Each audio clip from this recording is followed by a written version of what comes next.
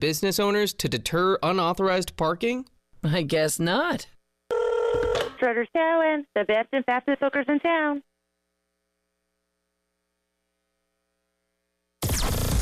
WNKT FM, Eastover, Columbia. The home of the national champion Gamecocks women's basketball team. Congrats, y'all. A Cumulus media station.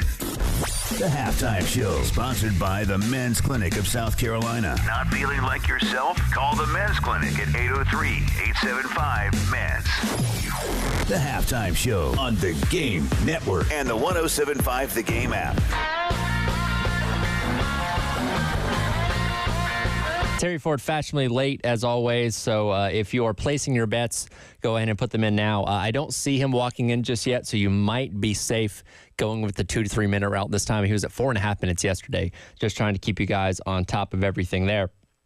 As we make our way through the bye week, this is the point of the week where we're usually kind of turning our attention to whoever the next team that South Carolina is going to play is. Obviously don't have a team like that right now. A&M is going to be coming up next weekend for a 7:30 or 7:45 kick. We'll see the official announcement on that kickoff time coming up at the beginning of next week, depending on how things go with the other games around the SEC. But regardless, it's going to be a night game at Willie B, which we're all certainly very excited about. And we'll get to see A&M take on a LSU team this upcoming weekend and see how they fare against them and what kind of shape they'll be coming into Williams-Brice Stadium with next week. Yesterday, put out the Twitter poll. We asked, what remaining games on the Gamecocks schedule do you think will be the toughest? Your options are, and we excluded Wofford because I think we all understand Wofford is the game that South Carolina should not have a problem with. Texas A&M, Vanderbilt, Missouri, or Clemson. To no surprise, Clemson is at number one. Over half the votes, 51%, going towards the Tigers in the upstate, which makes sense because the Clemson that we saw in week number 1 against Georgia in Atlanta is what we think a vastly different Clemson than we have right now, because that was a Clemson, and we talked about it coming away from that game, that looked like a shell of what it once was, a team that was maybe destined to go 6-6 on the year, and certainly didn't look like it was going to have a shot at winning the ACC championship, let alone go into the college football playoff. Hindsight being 2020, they've handled their business since then. Their offense has awoken. Cade Klubnik looks significantly better, though the ACC itself from top to bottom is not nearly as strong as it's been in years past. So how good is this Clemson team is going to be a very big question when you do get to that game coming up at the end of November. And with all that being said, with the way South Carolina plays defense, you're going to have an opportunity in every single game, much like you've had every single game this year. Obviously, the Ole Miss game got out of hand, but even so, that was a high-flying Ole Miss offense that you grounded to 24 points and held to their second lowest yardage total of the entire season. So again, your defense is always going to give you a chance. The question becomes of how much your offense can do in those games to help you win. Because if you're going to beat A&M, if you're going to beat Clemson, if you're going to beat even Vanderbilt, you're going to need to score some points. And that's where the biggest concern this bye week is how much better you can get on offense to help you out for those final 5 games of the regular season. A&M, by the way, on that Twitter poll, comes in at number 2 at 31% of the toughest games left. Nobody expected A&M to be in this spot. I mean, we knew Elko, good coach, did a good job at Duke, obviously, and the cupboard wasn't bare when Jimbo Fisher left, but nobody expected them to be undefeated in SEC play with their only loss at overall coming against Notre Dame in week number 1 as they play LSU this weekend for the right to claim the top spot in the SEC. So we'll see how good they are this weekend. We'll see if maybe they get a little bit beat up taking on LSU and what kind of shape they come into next weekend in Williams-Brice Stadium. But nevertheless, that's going to be a tough game. I do like the fact that it's at night. Again, the first true night game we've had here at South Carolina. I'm trying to think. Yes, the first true night game we've had so far this season, and we'll see how that fares for South Carolina coming next weekend as they begin the back half of their schedule, trying to, at the very least, get to 6-6 and get themselves to a bowl game, which, of course, was the primary objective going into the season, considering the fact that you missed one a year ago. By the way, Terry is here, so if you had 4 minutes, you got your bet correct. I told him about 3, but if you had 4, I think like right at 4.5, like yesterday. Today would have been 2, but we got one of those days where the elevator stopped on every floor. Yeah, I get those. I always love those. I always love those days. It's always like when you don't want the elevator to have to stop. When you're in a hurry, everything gets in your way. Elijah and I, let's see, we got on 19. It stopped at like 15. It then stopped at 12. It stopped at 9. And it then stopped at 5. So it was one of those. Sounds about right. Oh, man. All right, your work is done here, sir. Fine job by you today. Thank you. Excellent, excellent, excellent. All right, Tyler brought up the run to 6, because that's really something we've talked about starting the year, was get to 6. Get to 6 wins. That's the goal. Get back to a bowl game. Get yourself back on the right track as a program after that 5-7 last year, which really you should have been 6-6. You shouldn't have lost to Florida, but you did. So you finished up out of the bowl picture. So if you sit as we roll through the bye week here, and what this means, like in the final analysis, it's just fun to look at. The ESPN predictor that comes through the ESPN analytics crew, the rest of the year for South Carolina. Texas A&M rolling into Williams-Brice. The predictor is almost 50-50. It has A&M at 51.5, South Carolina 48.5. That's a toss-up right now. Despite the fact that A&M is a team that hasn't lost a game in the SEC and has only lost one game all year.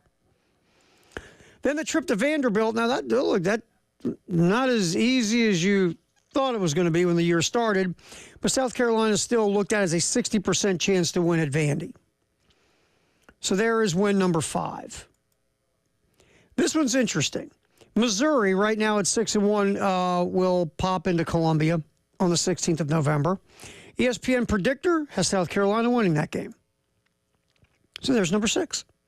Obviously, Wofford. South Carolina's only got a 99% chance to beat Wofford. And then going upstate against Clemson, Clemson is a 71% chance of winning that game according to the ESPN predictor. So according to the ESPN predictor, South Carolina is going to have 3 more victories this year, which would be 7 and possibly an 8th because the A&M game is a toss-up. The only game that's looked at as a pure loss the rest of the season for South Carolina is at Clemson. So that's where this is at. A 7 or 8 win team from the ESPN predictor. If that happens, obviously that's good. A nice bounce back from a season last year that, it's always funny, the thoughts going in and the thoughts coming out, right? It's like anything in life. You have certain thoughts going into something, and all of a sudden when you finish it, you're like, wow, that sucked a lot more than I thought it was going to.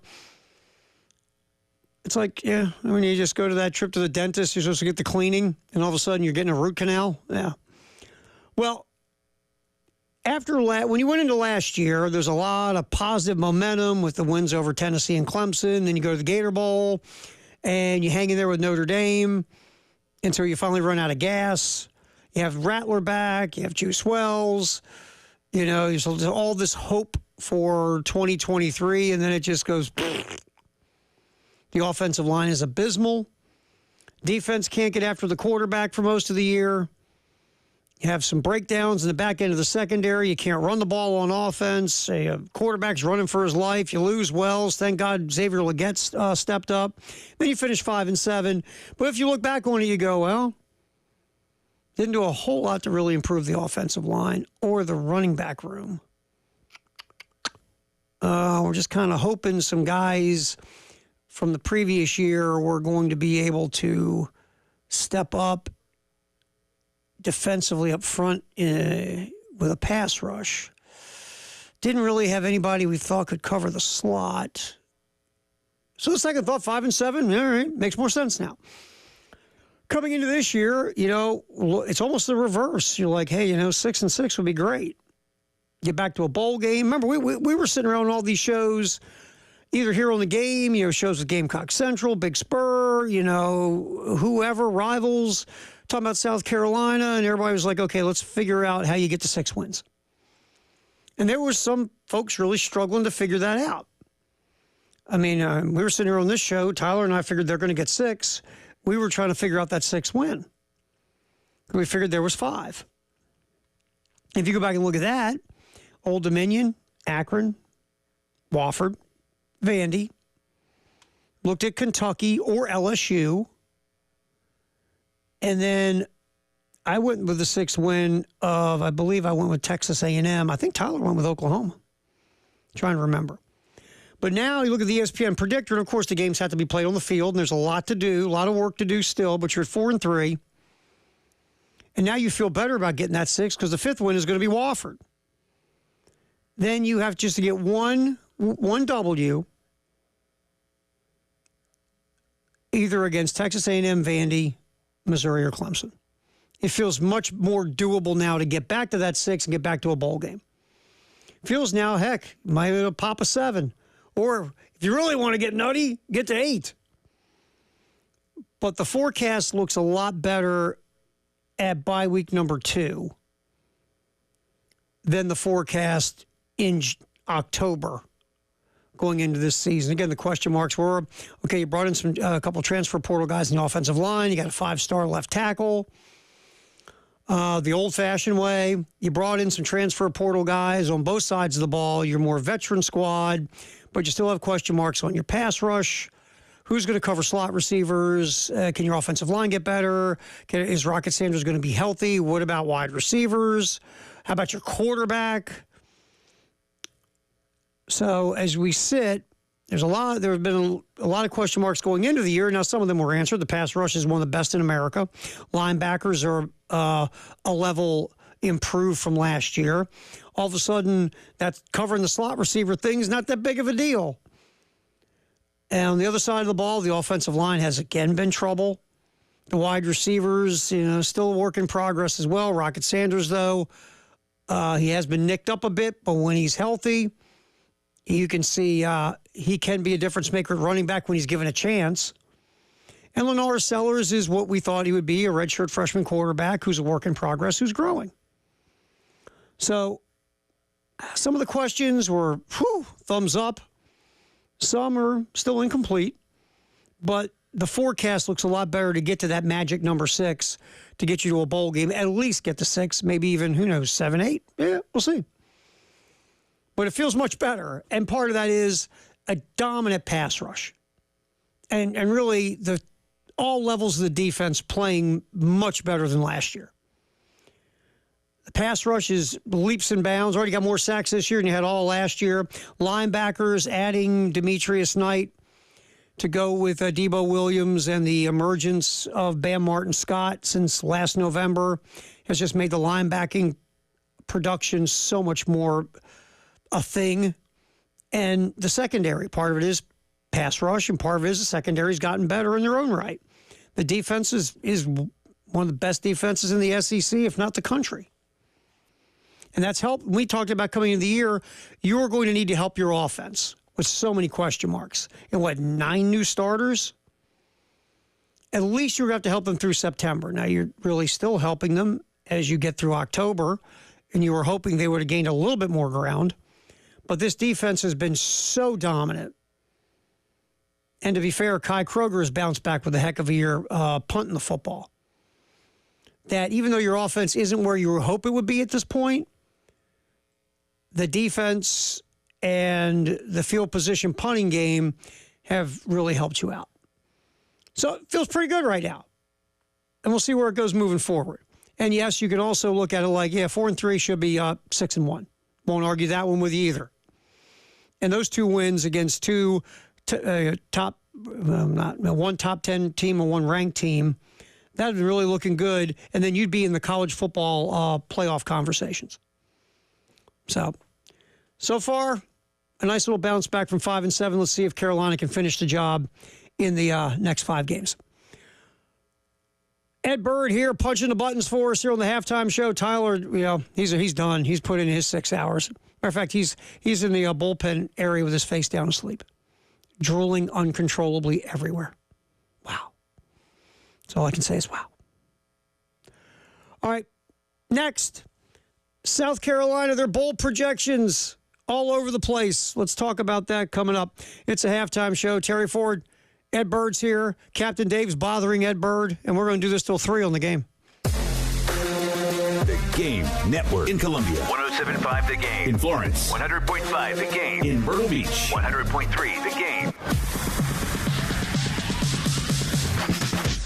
We all love streaking. I mean, streaming. Until we have to pay for it. But not when you stream the game. And how much does it cost? It's free. Just go to iTunes or Google Play and download the 107.5 The Game app. And stream for no charge. And listen for no charge. 107.5 The Game. Broadcasting live from the Herndon Chevrolet Studios. Take up to $20,000 off new Silverados. Stop by or shop online today and see why Herndon Chevrolet makes you smile. Together, let's drive. All right, so maybe you're working in the manufacturing world and you're just looking for a little career change. Maybe you just want to check out what else is out there. Well, it's very simple. Let me tell you what's happening first. American Italian Pasta Company, which is a Woodland Foods company, has been in the Midlands for 30 years almost. They are looking to hire multi-craft maintenance techs, press operators, packaging operators. You just need a high school diploma or GED and 1 year of manufacturing experience for these positions. The American Pasta Company, American Italian Pasta Company, located at I-77 on Pineview Drive, right between Shop and Garner's Ferry. Hourly is very competitive. Benefit package, including quarterly bonus program, is in play. Very friendly employee, PTO, also paid parental leave, 401k match, and just a great atmosphere to work in. If you're interested, you go to WoodlandFoods.com/careers, WoodlandFoods.com/careers. At Charwood Golf Club. Hey, the fall, better weather, exciting days are right ahead of us, and getting out to Charwood Golf Club is something my son Austin and I love doing because it's a relaxed, fun environment where you can go out, play music, enjoy an afternoon outdoors, and enjoy the excellent layout that is Charwood Golf Club. Line up your tee time today. 803-755-2000. Again, that's 803-755-2000. Call Charwood Golf Club today. Powered by Integrated Media, The Game TV. Sponsored by Shepherd's Glass, a true reflection of quality. The Game TV. Sponsored by Shepherd's Glass. What you're talking about. Sponsored by Love Chevy, where the winning is only beginning. South Carolina's #1 volume Chevy dealer. I-26 at Harbison and at lovechevy.com. Together, let's drive. I'm here with the mortgage guru, Jacob Crowder of First Palmetto Bank. Jacob, tell me more about this 4.99% 30-year fixed product you are offering in Richland County. We have a community reinvestment product in the areas of Richland County. Blythewood, Northeast, Southeast, and the I-20 corridor are areas that we're offering the 4.99% interest with a 5.075 APR on a 30-year fixed mortgage. We are underserving these areas, so the bank is offering 100% purchase loans at 4.99% on a 30-year fixed. No points, no mortgage insurance, no gimmicks, just lower payments. 4.99% is awesome. What's a payment look like? Yes, Bill. A payment on $200,000 at that APR is at $1,072 a month for 360 months. A payment on $300,000 is at $1,608. These estimates do not include taxes and insurance. These loans are only for primary residences, and the loan amounts are capped at $300,000. Call me today. A number is 803-719-1005, or you can email me at jcrowder@firstpalmetto.com. All loans are subject to credit approval and property appraisal. First Palmetto Bank is a member of the FDIC and an equal housing lender. My NMLS number is 198432. Are you a Gamecock fan that's looking for flexibility to attend the games you want without committing to season tickets? If so, the Gamecock Go Pass is for you. For only $20 a month, your Gamecock Go Pass subscription provides you with access to all non-conference football games, most men's and women's basketball and baseball games, and all softball, soccer, and volleyball games. Plus, you have the ability to add on tickets for conference football games and premier basketball and baseball games for an additional cost. To learn more and sign up today, visit thegamecockclub.com/go. Twin Peaks is the best in the game. Here, your favorite drafts are poured at a frosty 29 degrees, and rare barrel-aged whiskeys are served just the way you want them. It's bigger game days and bolder fight nights. I mean, where else can you find a scratch kitchen that always comes in clutch every day from lunch to late night? Only at Twin Peaks, the #1 sports bar. Twin Peaks Scratch Kitchen scores every time. Dig into hand-smashed burgers, chef-inspired flatbreads, and more at your local lodge.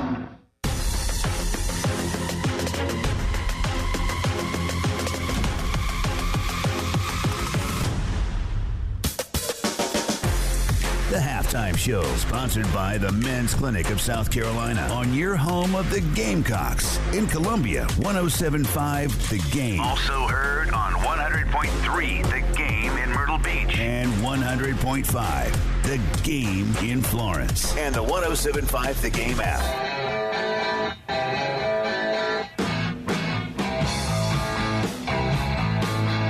Halftime show, Terry Ford hanging out with you up until 3. Ed Bird punching the buttons for us, keeping us on the air. Appreciate Ed like always. One day we'll teach him how to talk. Have him come on the air and complete sentences. One of the cool things about sitting at 4-3 and having the season you're having, which again, I mean, we can talk about what might have been or what could be or what should be, and I mean, that's a good conversation to a point because at least, you're sitting there going, well, you should have won these games, but you're still 4-3. And you had a nice win in Norman, Oklahoma, a beat down of the Sooners. And is it your typical Oklahoma team? No, of course not. But you did. You went in there against a team that represents an iconic brand and one of the most successful programs of the last 80 years, and you curb stomped them in embarrassing fashion for them. So you're sitting at 4-3, and now you're part of the bowl projection world, which is always good. ESPN's Mark Schlabach and Kyle Bonagura, whose name I always mess up, so I have to pause. Schlabach and Bonagura, they both have South Carolina in a bowl game. Schlabach has got Carolina going up against Boston College in the Birmingham Bowl. I know there's bad memories of the Birmingham Bowl here. Or just bowl games in Birmingham, period. What was it, the Papa John's Bowl, where Papa John's, a pizza company, ran out of pizza at the bowl game? But again, getting back to a bowl game is what matters. So they have USC up against Boston College, which is at a really nice year. Look, Bill O'Brien, it's one of these things that always happens. We see someone who is in a different role than they've been in, where they've been successful in their previous role, then they add another role or take on another role, and they're not as successful at that one, so we forget how good they were at their previous role. Did I confuse you? Because I just confused myself. Bill O'Brien's a great example of that. He is the Wikipedia definition of that. Bill O'Brien is a good head coach. Is he great? Not great, but he's good. He's a good head coach. He steered Penn State through the storm post-Sandusky Paterno mess. He then moved off to the NFL, where he was a good head coach with the Texans. They made the playoffs. They had winning records. But then O'Brien became the GM/head coach, and as a GM, he was awful. He was terrible. He was abysmal. He was the Carolina Panthers of GMs. And so we forget that this guy can coach. He just can't GM. Well, O'Brien, after doing the OC thing and kind of rehabilitating himself a little bit, became the head coach of Boston College. And has done a really nice job at BC. They have a winning record, playing much better than they have in the last so many years. I mean, Jeff Hatley was okay. But O'Brien is, Boston College. I watched that Boston College beat down to Florida State and look at nothing because Florida State stinks. But no one knew that they stunk at that point. Boston College has for the most part been very competitive this year. So that would be an interesting game. Thomas Castellanos, their quarterback, is an interesting dual threat guy, much better runner than thrower. But that wouldn't be bad. And again, you're back in a bowl game. Now, Bonagura has South Carolina in the Texas Bowl, I believe. Is that what it is? Yes. Against Cincinnati. Scott Satterfield kind of saving his gig at Cincinnati this year by having a winning record so far, and a very explosive offense, especially passing game. So that's what Bonagura has, a trip to the Texas Bowl against Cincinnati. Jerry Palm from CBS Sports put South Carolina back in his bowl projections this week, going to the Vegas Bowl. This is the one I want, selfishly. Vegas Bowl against Colorado. First of all, I just want to go to Vegas. Take Ed Bird as our personal assistant. You could be our roadie. our roadie for the Gamecock Game Day pregame show with roadie Ed Bird. We can't take Dave. He's got to stay here and produce. But Ed can be our on-site producer / roadie in Vegas. And you'll carry the bail money. We might need it. Well, you won't need it. Others with us might need it. So, again, playing against Colorado would be fun. Even though you'd be playing Colorado without Shedeur Sanders or Travis Hunter, maybe even without Coach Prime, be quite honest. Brett McMurphy of the Action Network predicted a Music City Bowl appearance against Nebraska. You know who the offensive coordinator is for the Huskers, right? Say it with me. Marcus Satterfield. That might be fun. And then Athlon Sports, they have South Carolina also in Nashville against the Fighting Illini. Now, Illinois spent a lot of the year ranked with Brett Bielema. So, and Illinois this year, they're actually throwing the football some with Luke Atmeyer. Not every now and then you look at a game and go, oh my God, they actually have decided to use the forward pass. And the Brett Bielema you saw at Arkansas, Bielema was never a good fit for the SEC. His style of play as a coach just does not fit the SEC. It's fine for the Big Ten. You saw it worked in Wisconsin. It's working at Illinois. But it just wasn't right for the SEC. And some coaches fit certain situations. Like, I think Billy Napier is a good football coach. I do. I looked at what he did at Louisiana or Louisiana Lafayette, whatever you want to call it. Highly successful. I think Billy Napier would go to a place like Illinois and be successful and get you to bowl games and, be a good program. I don't think Billy Napier fits in Florida. I just don't. I don't think it's the right fit for what they need in Gainesville. Like, I didn't think Brett Bielema was a good fit for Arkansas or the SEC. I just didn't. But he's a good fit for the Big Ten. He's a good fit for Illinois. So that's some of the bowl projections. It's kind of fun seeing what all the folks who cover the sport where they have South Carolina. All right, halftime show. Terry Ford, Tyler Head, who's going to sleep. He's probably in his car asleep. Ed Bird's running the buttons for us. What we do at the bottom of the hour during noon is, just in case you woke up, we tell you what's been going on in the sports world. That's next. Halftime show till 3 here on the Game in Columbia, Florence, and Myrtle Beach. From the Midlands to the PD to the beach. The Game Network. It's back. The Lawyer Lisa Special Teams Contest. Just go to 1075thegame.com and register. The pot starts at $100. Every week it increases $100 if Carolina doesn't score a special teams touchdown. But if the Gamecocks do score a special teams touchdown, you could win the pool. Again, just go to 1075thegame.com and register. It's the Lawyer Lisa Special Teams Contest from 1075 The Game. Firehouse Subs, Hook and Ladder jingle, take one. Hook and ladder, when it's hot, it just tastes better. Warm that smoky turkey, that thin slice. Guys, this is a 30-second ad. You gotta sing faster. Hook and ladder, when it's hot, it just tastes better. Melty cheese and toast spread, mustard, mayo, purple spread, lettuce, green, and onion. The sandwich is too big for the song. It's too big. The Hook and Ladder, available only at participating Firehouse Subs restaurants. Hey, this is Tasha from The Gutterman. Storm season is here. Make sure your biggest investment is protected. Call the guys in the powder blue truck, The Guttermen. We have been providing top-notch service throughout the Midlands for over 40 years. Call us today at 803-791-7147. Again, that's 803-791-7147. We keep the clutter out of your gutter. Call on the Gutterman for appliances with Reliances.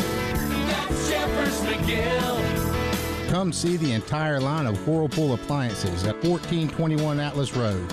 Whirlpool offers bigger, better, and more efficient appliances. And Jeffers McGill offers the best in customer service and low prices. Jeffers McGill and Whirlpool, your home team. For appliances with Reliances, that's Jeffers McGill.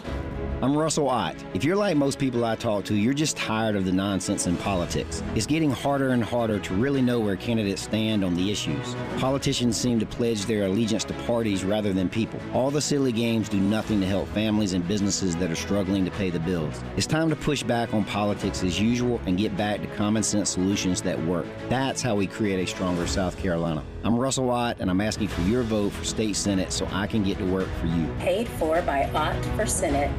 AAA Heating and Air is on the hunt to find the oldest AC unit in our Midland service area. Do you think it could be yours? If you do, it could pay off. AAA Heating and Air and My Oldest AC contest is kicking off, and you have a chance to win a new HVAC system for your home. Just head over to their website, myoldair.com, and complete the online entry form. AAA Heating and Air will draw a winner at random for every 100 entries. It really is that easy. Contest is limited time only. Residents in the AAA Heating and Air service area are eligible to enter. See the terms and rules on their website for a full list of contest rules.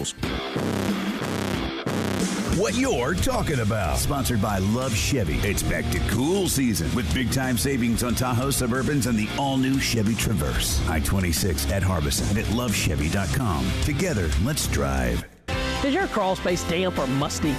Water in your crawl space can cause wood to rot and creates an environment for mold and mildew that can make its way inside your home. Canty Foundation Specialist specializes in crawl space repair. Call us today for your free inspection so you can have the peace of mind knowing your crawl space is dry and your home is protected. Call today, 803-424-8380, or visit cantycanfixit.com. Hey guys, Jay Phillips for the Men's Clinic. Not feeling like yourself as you get a little older? You're wondering why? Don't wait for it to change or go away. Instead, see Dr. Dan Bognight and his team at the Men's Clinic. You'll have a one-on-one consultation that will get to the root of the issue and get you back to feeling like you used to. There's no such thing as a one-size-fits-all treatment at the Men's Clinic. Get a free consultation. Schedule one at 803-875-MENS and learn more online at themensclinicsc.com. Bingo. All right, Bill, we're recording now. And please put your phone on silent. Oh, where is my phone? Let's go, man. Okay. Get it together over there, player. Go ahead. Pick on me the way that you want to. I wouldn't say that to my son. Just go. All right, why would people want to listen to the Sims Complete podcast? A father-son dynamic duo talking about the game of football. We do a lot of quarterback and coach talks. It's fun. I love doing this. It's been awesome. Sims Complete. Check us out on the Believe Network. Appreciate it. Just search Believe, B-L-E-A-V, wherever you listen. What you're talking about. Sponsored by Love Chevrolet on the Game Network. Oh, what we do every day about 12:30. We just started this tradition, I don't know, last week. It's just get you caught up on, maybe you just woke up. Maybe you just woke up. And you're like, what's going on in the world of sports? I've been asleep for 10 hours. Well, you get you caught up. Very simple. And maybe if you were asleep, you didn't know that father-son history happened last night in the NBA. As the Lakers in the second quarter, LeBron James came back in the game, and his son came in with him. First time that's happened in NBA history, a father-son playing together. Now, it's happened in baseball. The Orioles had Tim Raines Jr. and Sr. play at the same time. The Mariners had Ken Griffey Jr. and Sr. at the same time. This is the first time we've seen this in the NBA. And look, am I happy for LeBron? Because, I mean, again, his life has been ball. And, his son plays, dabbled a bit at Southern Cal. But remember, he had the heart issue, so he didn't play a lot last year. But he did play at Southern Cal and got drafted in the second round of the NBA draft by the Lakers, where his dad plays. What a coincidence. And then, so I get LeBron. I do. That's your son. This means a lot to you. Your kid is following in the family business, and now you're on the court together. I mean, I get the cool factor of that if you're LeBron James. I do.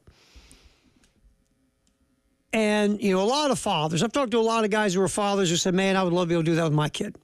whatever my business, or just to do that, like be playing ball and have my kid on the court with me in the NBA. That's got to be like just great. I don't disagree with any of it. I really don't. Jay Williams this morning on ESPN called it a monumental moment. I don't know if I'd go monumental, but it was. I mean, it's just for LeBron James and his family. Yeah, that's a great moment. I don't know how big a moment it is for the NBA or the Lakers, but it is a heartwarming family moment, and we got to see it last night. Why I'm not as warm and fuzzy about it, look, first of all, I've spent my whole life trolling around in radio. And I love radio. I've never had a real job.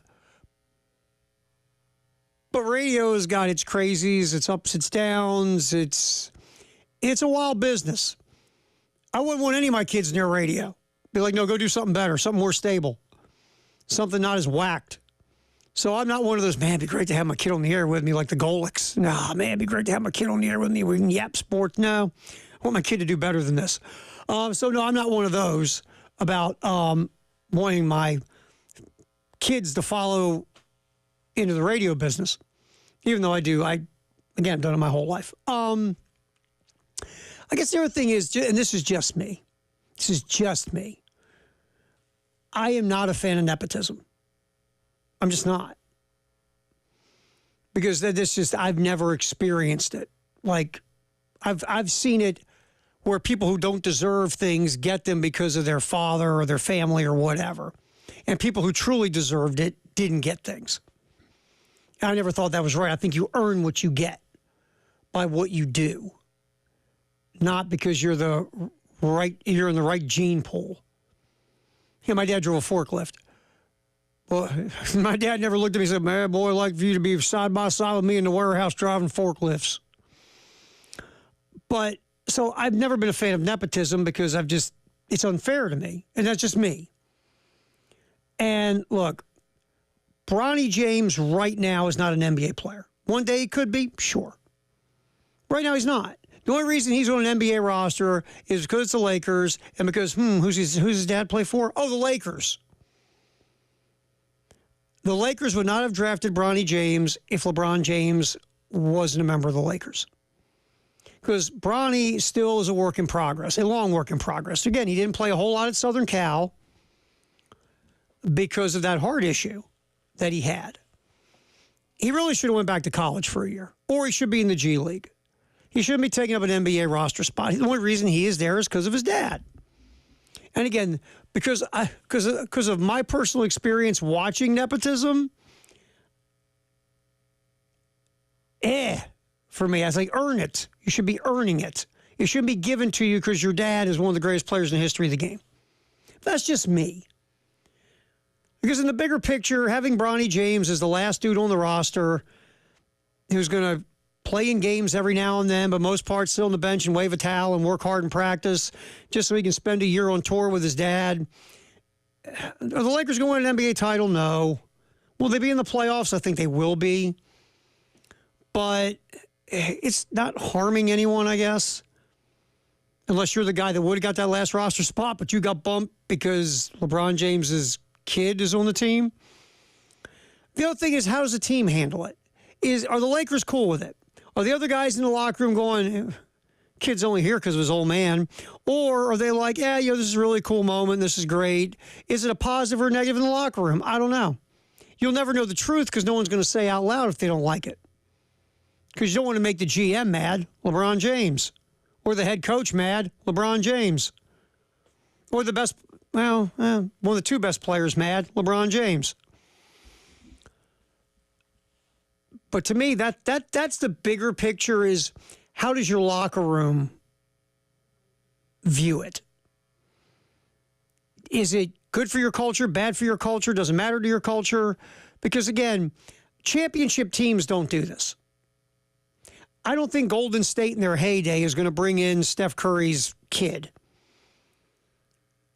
if you're competing for championships. If the same situation, if all else is equal, I don't think Golden State does that. I don't think Boston does that. I don't think teams who look at we're here to win a championship would do this. But this is the Lakers. Right now, the Lakers are more about headlines than they seem to be about winning championships. And it seems like the Lakers do whatever LeBron James wants, which is bring in his guy to be the head coach, his podcast buddy, bring his kid in to draft and put on the team. It feels like the Lakers are just, the LeBrons, the Los Angeles LeBrons. So, I don't know.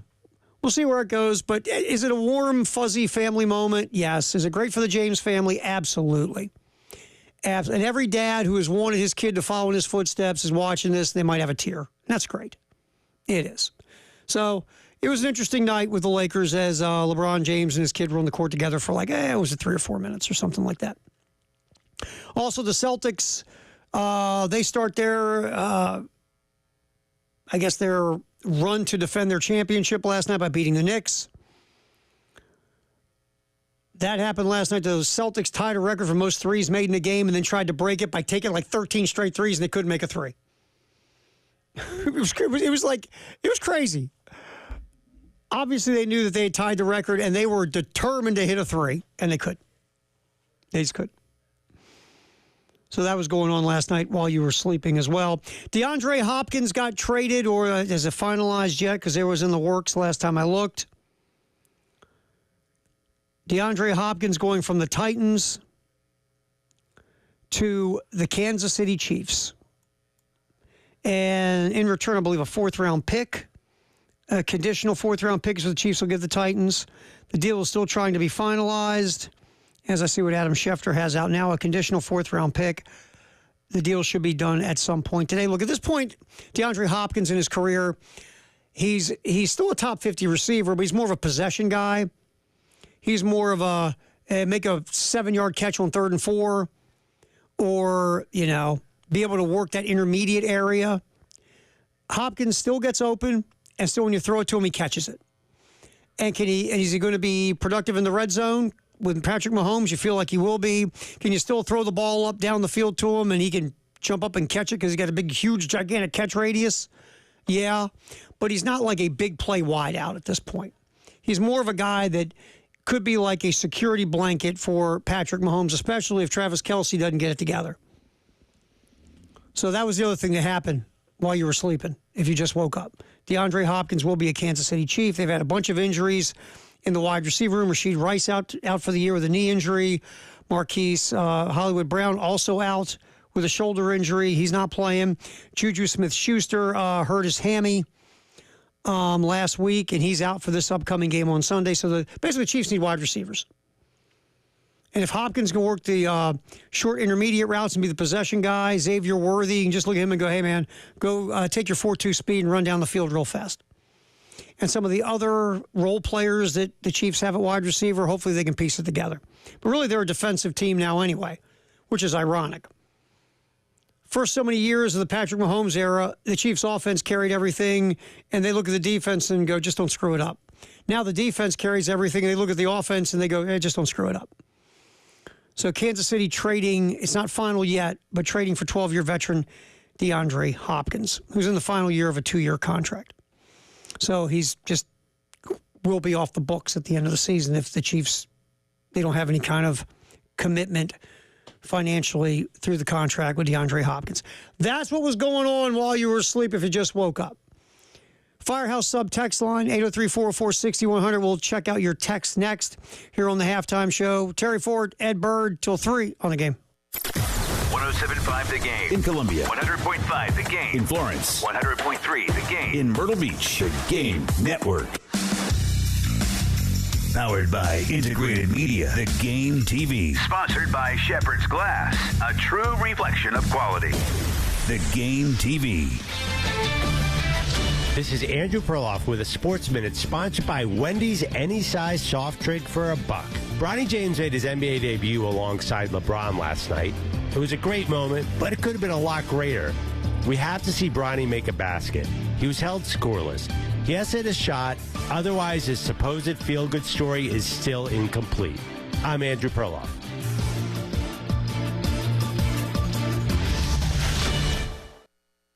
Did you know that Wendy's has any size soft drinks for just $1? Yeah, any size, anytime. Like $1 Coke, $1 Sprite, or even $1 strawberry Fanta. Okay, could we maybe switch up the sound effect, please? Because I'm losing it.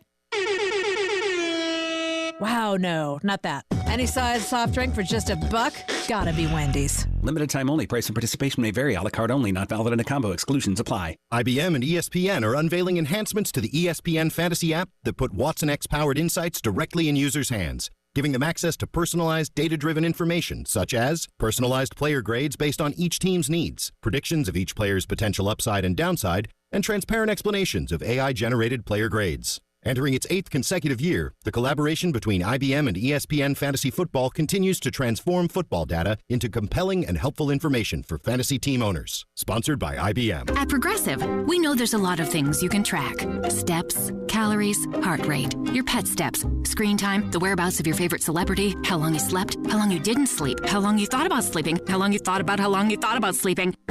But none of these things could save you money. Unlike Snapshot from Progressive, which customizes your rate based on how and how much you drive. It's much better for your bottom line than tracking your Cocker Spaniel's resting heart rate. So download the Progressive app today. Progressive Casualty Insurance Company and Affiliates. Snapshot not available in California or from all agents. Surcharge possible for unsafe driving. Paid for by Hims & Hers Health. Hims & Hers Weight Loss is not available everywhere. Compounded products are not FDA approved or verified for safety, effectiveness, or quality. Prescription required. Restrictions at forhers.com apply. Wegovy and Ozempic are not compounded. Everyone's talking about the breakthrough of weight loss drugs. With Hers, you can access doctor-trusted weight loss plans online, like compounded GLP-1 weekly injections with the same active ingredient as Ozempic and Wegovy, all for as low as $199 a month with a 12-month plan paid up front. Get started at forhers.com/start today. That's forhers.com/start. This season, get premium tech that inspires joy from Dell Technologies. Bring projects to life with the XPS 16. It delivers supercharged processing for enhanced productivity and freedom to express yourself. Performance-class Dell PCs with Intel Core Ultra processors deliver a dedicated engine to help accelerate AI. Enjoy free shipping, Dell rewards, and expert support. When you get a Dell PC with AI, it gives back. Shop now at Dell.com/deals. The smarter way to clean your floors. It's time to make the swap. Swiffer Power Mop. Introducing the new Swiffer Power Mop, the all-in-one tool that gives you a mop and bucket clean in half the time. The solution's built right in, so no heavy bucket, and the pad has hundreds of scrubbing strips to get deep into grout. Don't mop harder, mop smarter. Swiffer Power Mop. Swiffer Power Mop.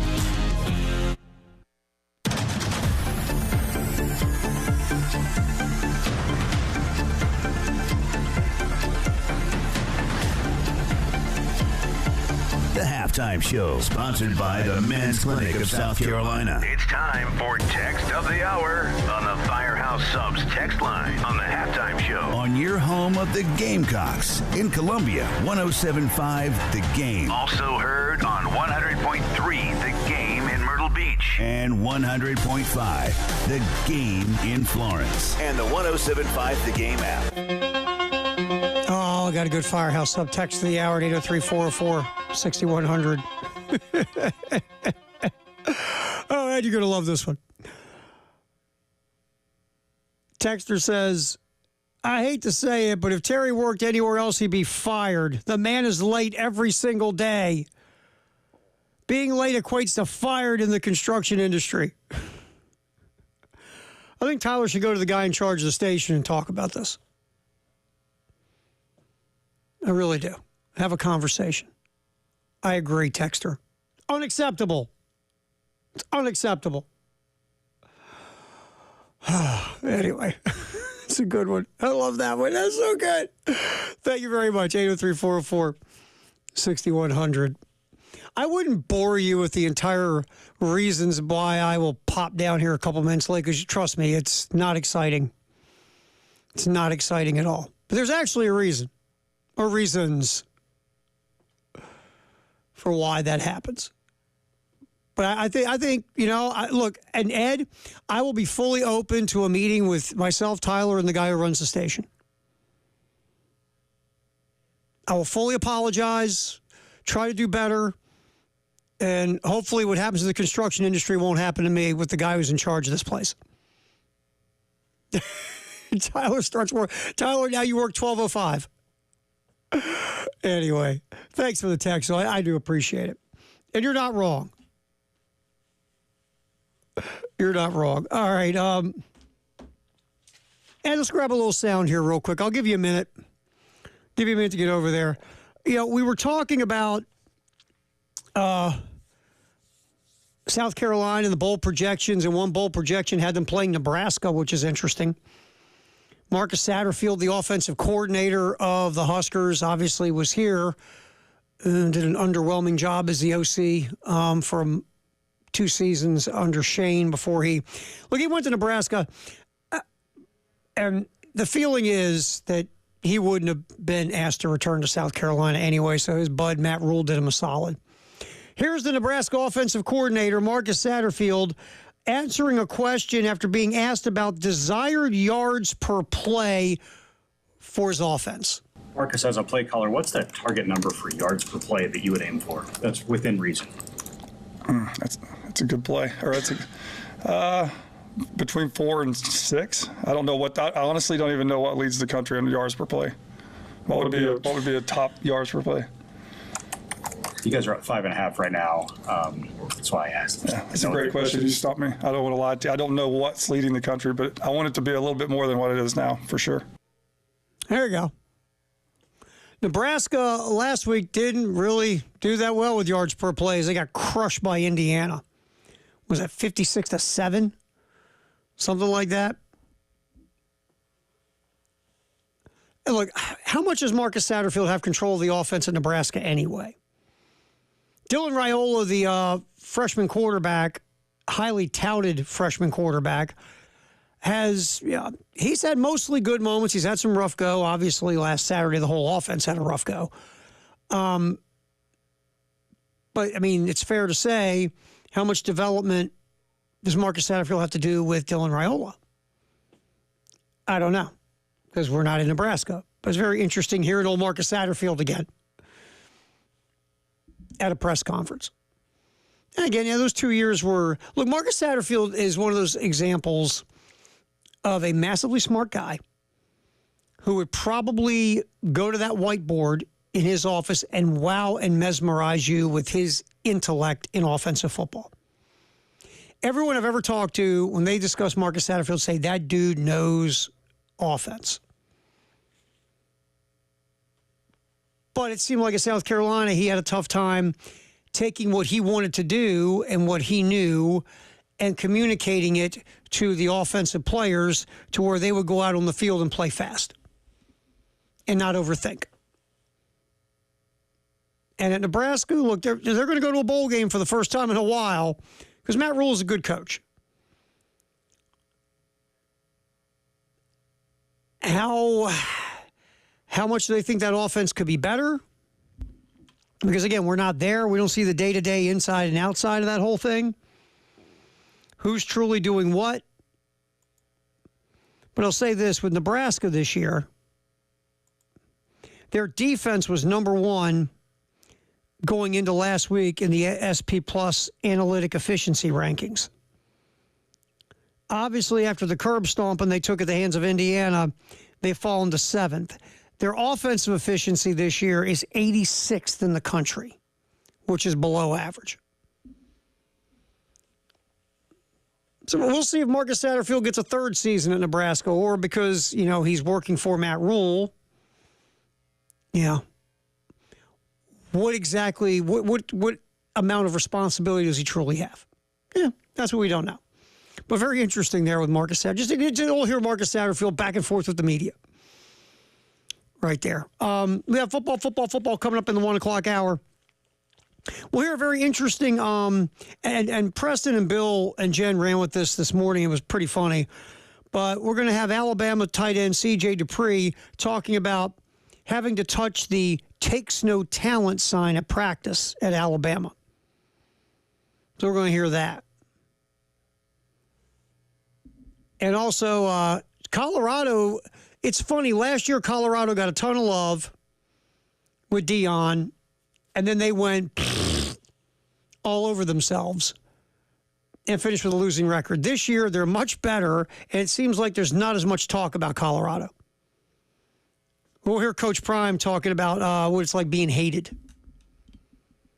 So that'll be fun, too, in the 1 o'clock hours. We do football. Also, what's the red shirt situation with South Carolina? Gamecock Central did a nice breakdown of that. And if you didn't get a chance to see it, we'll go over that. Matter of fact, right at 1 o'clock, kind of give you what's going on red shirt-wise. There's some interesting red shirt possibilities on this football team we're going to get into coming up.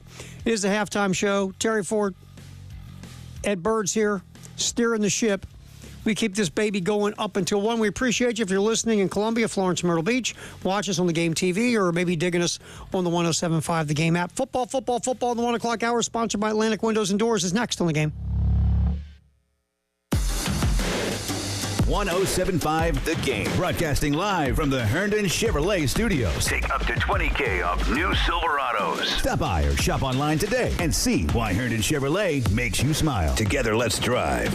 At Atkins Law, we believe who you hire matters, but don't take our word for it. Hear it from our clients. From the front desk to the paralegals answering my questions to the one I have in my back, I couldn't ask for a better team of professionals. From my first phone call to meeting Joe in person, I knew I was going to be in good hands. Holly has a great practice, and her various experiences brings tons of knowledge to each of her clients. Remember, who you hire matters. Call Atkins Law, 803-251-6406. Fall is just around the corner. That means phenomenal weather and getting out to your favorite golf course here in the Midlands. Charwood Golf Club, where Rock and Daniel Lucas have an incredible layout and create a fun, relaxed environment each time you head out to the course. So give them a phone call today and line up that tee time, 803-755-2000. Again, that's 803-755-2000. Go find out about one of the Midlands' hidden golf gyms. That's Charwood Golf Club. Get out there today and schedule an appointment, 803-755-2000. Keep your heating and air system operating at tip-top performance.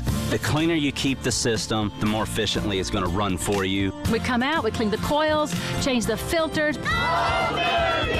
Visit allamericanheatingandair.com to receive an instant $25 coupon toward your system's maintenance agreement. Helping your home and all that you need to put you at ease. When you need us, we're there.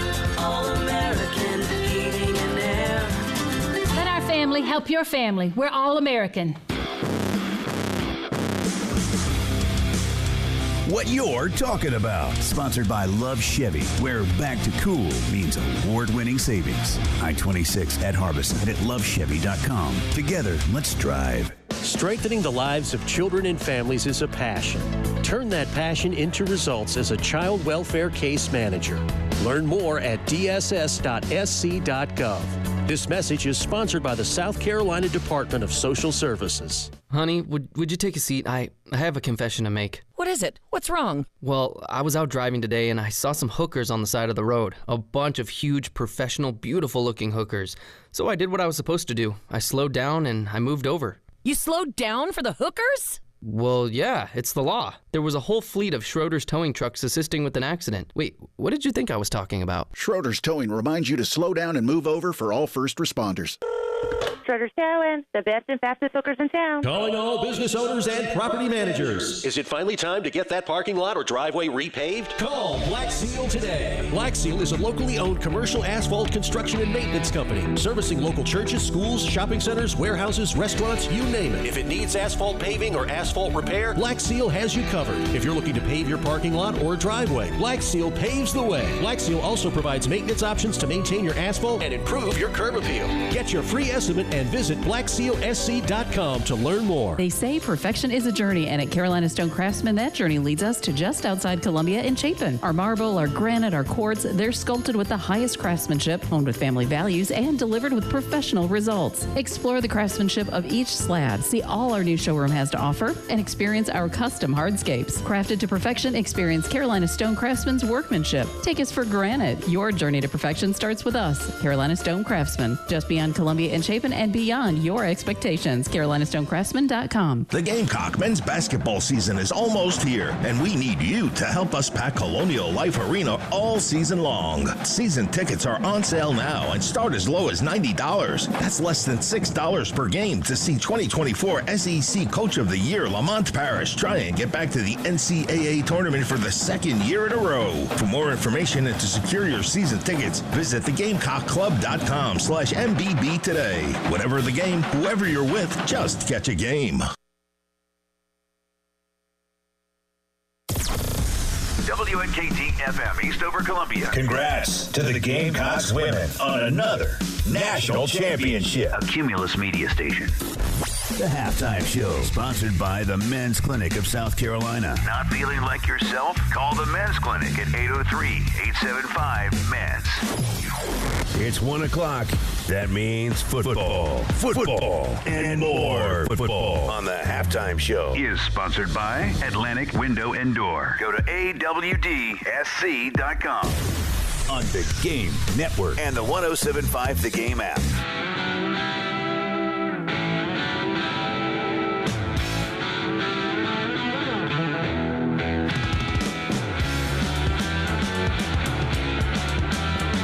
Halftime show here on the Game. Terry Ford, Ed Bird, up until 3.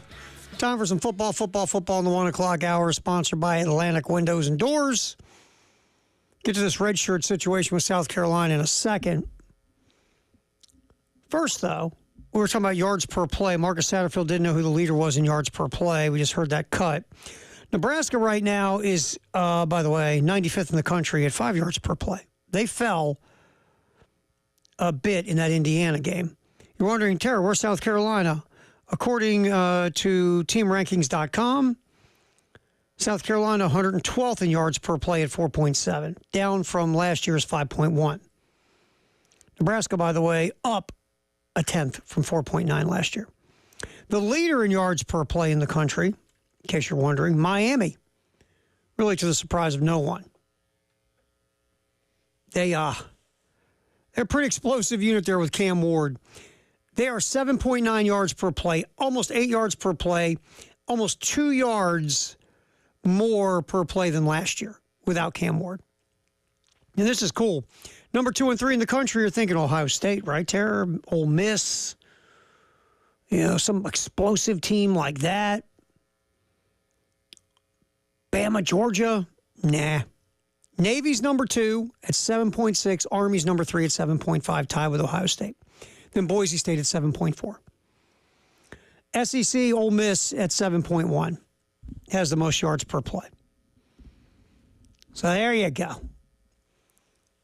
There's your answer, Marcus. You're welcome. All right, so, and by the way, real quick, the Army-Navy thing is very cool this year. Both are undefeated. The Army-Navy game is going to mean, I'm hoping is going to mean a lot of something. Both play Notre Dame still. And Notre Dame's got one loss. And all of a sudden, those two games, Notre Dame beginning of the year is like, yeah, we got Army-Navy at the end. Maybe put them together. They couldn't beat us. Now, Army and Navy have a puncher's chance against Notre Dame. It'd be wild if the first year of an expanded college football playoff, if the group of 5 team to represent that crew is Army or Navy. That would be awesome. But anyway, I digress. So to the red shirt situation in South Carolina. You have a bunch of freshmen who have played and have burned their red shirts. Josiah Thompson, Dylan Stewart, Mazio Bennett, Michael Smith, J.R. Johnson, and David Busey, who's played a lot of special teams. All have run in 7 games this year, which means their red shirt is gone. Matthew Fuller, the running back, has played in 2 games. Kelvin Hunter, Jalewis Solomon, 2 DBs have both played in 2 games. Offensive linemen Blake Franks and Cam Pringle have each played in 1 game. Linebacker Wendell Gregory has played in 1 game. Dante Reno, 4th-string quarterback, has played in 1 game. DeBron Gatlin, wide receiver, punter, Mason Love have not played. So you feel like, in case something changes, Fuller, Hunter, Solomon, Franks, Gregory, Pringle, Reno, Gatling, and Love will be using the red shirts. Now, here are non-freshmen who could be redshirted. Trey Babalati has played in 2 games. Now, Shane, and maybe we'll grab this cut later in the hour, Ed Bird. We'll make you chase it right now. But Shane talked about Trey Babalati not being healthy. And like I said, we'll fire that up here in just a little bit.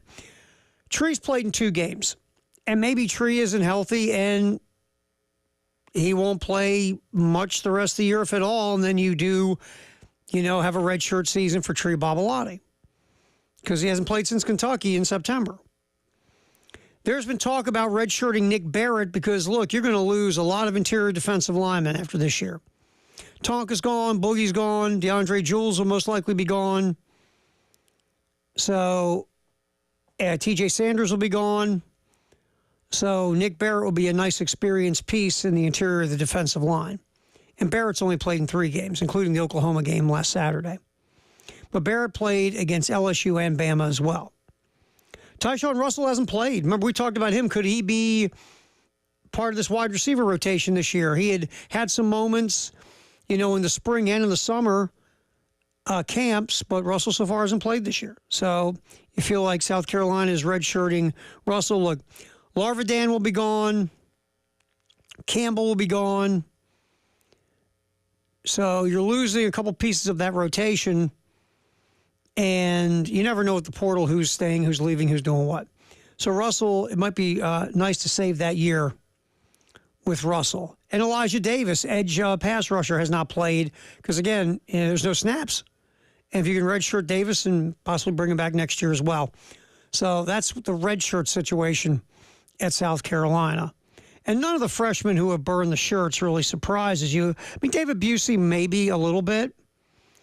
But, he's been good on special teams. Had that big hit that forced the fumble in the Bama game where the Tide recovered the fumble. It was right after the touchdown to give South Carolina the 19-14 lead, and then Busey forces the fumble. Hell of a hit, by the way, on the Bama returner. Unfortunately, obviously, Alabama recovered the fumble. But that could have been a huge momentum, even more momentum, to go with the momentum you got by coming out and basically moving the ball down the Tide's throat to start the second half. So David Busey, on the strength really of special teams, has burned his shirt. J.R. Johnson's been getting some more run because, you lost Bengali Kamara. So Johnson's been getting more snaps at linebacker. Michael Smith, the tight end, freshman tight end, looks like he's got a ton of potential. And also, obviously, Mazeo Bennett, Dylan Stewart, and Josiah Thompson. And Thompson, we've talked about it. He's got 480 snaps, most of any freshman. He's had some good moments. He's had some moments where he's obviously learning, and there's some struggles involved. But we're hoping he takes the same path that Caden Proctor did at Alabama. Proctor last year, as a true freshman, started at left tackle and just got worked the first half of the year. I mean, he's spinning around. I mean, he had no idea what was going on. But near the end of the year, he started to kind of gain his legs, and this year, Proctor's been one of the best left tackles in America. Obviously, we know what Dylan Stewart's been doing. Been phenomenal. It should be a freshman All-American. Has 4.5 sacks, a bunch of pressures, a lot of times he collapses the pocket or his heat off the edge, even though he might not get a stat, causes problems for quarterbacks. Mazeo Bennett, look, the wide receivers have been very inconsistent this year, but Mazeo Bennett, you see it. He is going to be a very productive wide receiver if he stays healthy. He just has to grow and learn and get more consistent, but Bennett, he's got the goods to be a nice player. Really does. And so does Michael Smith, the tight end. Michael Smith looks like if he can grow as a player physically, he could be a really bad matchup for linebackers and safeties if he continues to get better. So that's the whole red shirt situation for South Carolina. Shane said coming into the year we're going to be playing some freshmen, and you burn 6 shirts with your freshmen. And that's kind of the thing too. Look, in recruiting, if you're sitting in high school and you want to play right away or go on the field right away, and South Carolina's recruiting you, then you got a shot to play because you see freshmen on the field this year at South Carolina for a team that is 4-3 and has been very competitive in every game but one. So that's something you think about when you're like 17 and you're getting the visit from the Gamecocks in your living room. So We'll see what happens, though, with Tree Babalade, Nick Barrett, Tyshawn Russell, Elijah Davis. We didn't even talk about DJ Braswell. Remember, DJ Braswell last year had to burn his shirt because the running back situation was just whacked. Braswell hasn't played this year. Now, has he been passed by Matthew Fuller? I don't know about that. Maybe. Does Braswell transfer at the end of the year if he doesn't see any playing time? Maybe. With Howell and with Fuller rather, with Fuller and Howell, maybe Braswell says, I'm going to go elsewhere and get a chance to maybe start. We'll see. But if Barrett and Babalade and Russell and Davis don't play 4 games and they burn red and they have their red shirts and they use them, that's not a bad thing at all. And Braswell, if he wants to stick around, but I could see DJ Braswell transferring on somewhere else, and maybe even Tyshawn Russell. Who knows? Look, anybody can transfer, man. It's wide open these days. You don't know who. You just don't know. But those are the 5 non-freshmen who could potentially be redshirted. All right, the Lawyer Lisa Special Teams Contest, it just keeps cooking. We're up to $800. Have not had a special teams touchdown this year, had one called back, have been close with some stuff, but no special team scores. Pot is currently $800. Last year it went to $1,000. Remember, then Gamecocks scored a special teams TD against Vandy on a punt. You go to 1075thegame.com. You look at that little flippy thingy up at the top, and when it lands on the Lawyer Lisa Special Teams Contest 2.0, click it, goes to a form, fill it out, hit submit, boom, you're in. It's that simple. If there is a special team score by South Carolina a week from this Saturday against A&M, 7:30 on the early game, we will do a drawing for the winner, but you've got to register to be able to possibly get the dough. Again, pot's $800. We thank Lawyer Lisa very much for being part of our special teams contest again this year. Again, go to 1075thegame.com to register. All right, it's a halftime show. Terry Ford, Ed Bird hanging out as we roll till 3. Football in the 1 o'clock hour, sponsored by Atlantic Windows and Doors. There's been a lot of changes in the TV world for college football. How are those ratings? They will not surprise you. We've got that next in a little bit. Where's this college football playoff thing starting to set up for the SEC? That's next. Football in the 1 o'clock hour, sponsored by Atlantic Windows and Doors right here on 107.5 The Game in Columbia, 100.5 The Game in Florence, 100.3 The Game in Myrtle Beach, the 107.5 The Game app, and The Game TV. The Game Network in Columbia. 107.5 The Game. In Florence. 100.5 The Game. In Myrtle Beach. 100.3 The Game. Hate paying for streaming? One more thing you gotta stream and pay for? Well, the Game app is, wait for it, free. It's free! It's free! It's free! Yes, all you gotta do is go to iTunes or Google Play and download the 107.5 The Game app and listen for nothing in all respects of the word. Nothing. 107.5 The Game. Broadcasting live from the Herndon Chevrolet Studios. Take up to $20,000 off new Silverados. Stop by or shop online today and see why Herndon Chevrolet makes you smile. Together, let's drive. All right, so if you're looking to do some things to your home just to kind of take it up a notch, and whether it's new appliances in the kitchen or new fixtures, new lighting, maybe always want a tub in the bathroom. You just go sit and chill, do a little bubble bath. Ed loves a good bubble bath, Ed Bird. Maybe you want to do some plumbing improvements. Well, you call the Nest. 803-978-2025, 1331 Gadsden in the Vista. What you have to do, you call and you set an appointment. You tell them, here's my budget, here's what I'm looking to do, and then you go over and you set an appointment and go over. And then you walk the showroom. I'm telling you, the showroom is ridiculous. It's phenomenal. I want to live in the showroom at the Nest.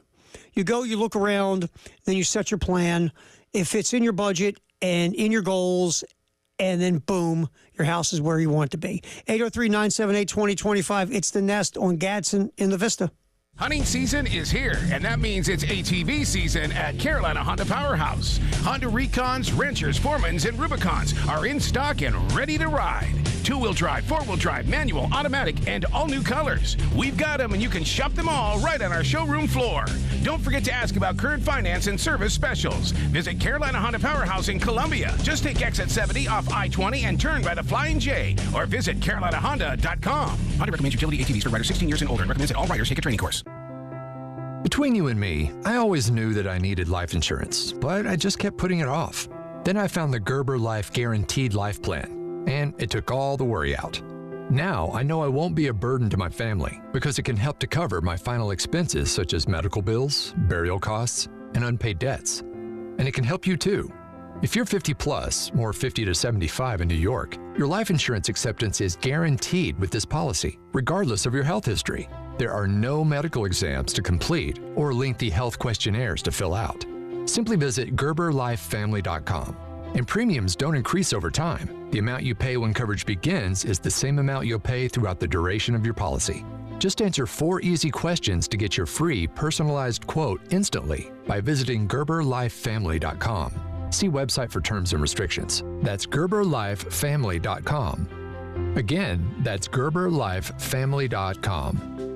What's up? It's Elijah Campbell from 107.5 The Game, here to tell you how you can cash in on all the sports action this fall with my friends over at Prize Picks. Football, basketball, postseason baseball, doesn't matter. You can win up to 100 times your cash just by picking more or less on at least 2 players and their stat projections. I'm a huge fan of Prize Picks, been using it all football season long, and love using more on the passing yard projections for some of my favorite quarterbacks in the league. Prize Picks will put its members first, so your withdrawals are fast, safe, and secure, and I get my winnings in up to 15 minutes. They also have injury insurance, so even if one of your players gets injured and leaves in the first half, doesn't return, Prize Picks keeps your lineup live. So what are you waiting for? Just go ahead and download the app today. Use promo code 1075GAME, again, 1075GAME, to get $50 instantly after you play your first $5 lineup. And for basketball season, they're introducing a free Anthony Edwards square where you can win if all he does is score more than 1 point on opening night. Prize Picks. Run your game. Kickstart your day at 9 a.m. with your Carolina Pick-Me-Up. Sponsored by South Carolina's largest injury law firm, George Sink Injury Lawyers. If you're injured, call on 9s today. Get George Sink Law Firm on the line. Call 999-999. Hit us up on the Firehouse Subs text line, 803-404-6100. Your home of the Gamecocks in Columbia, 107.5 The Game. Also heard on 100.3 The Game in Myrtle Beach and 100.5 The Game in Florence.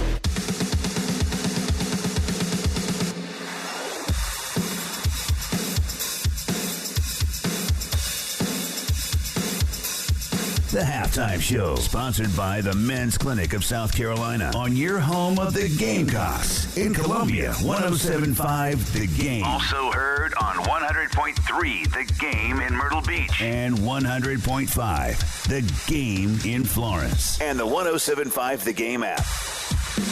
And now it's time to give away something that we think is really great from the game. I forgot about this, Ed Bird. We got to give away tickets. We got tickets.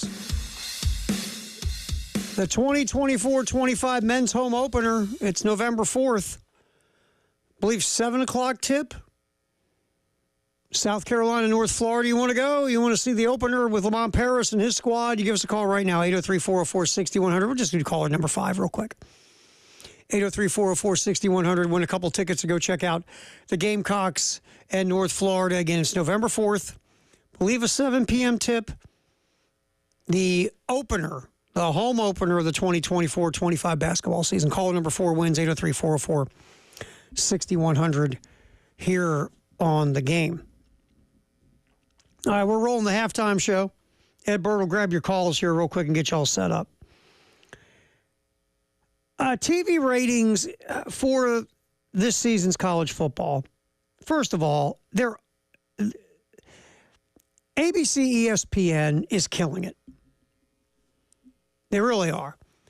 Most of the games that are viewed at the highest rate have been the SEC package with ABC, ESPN.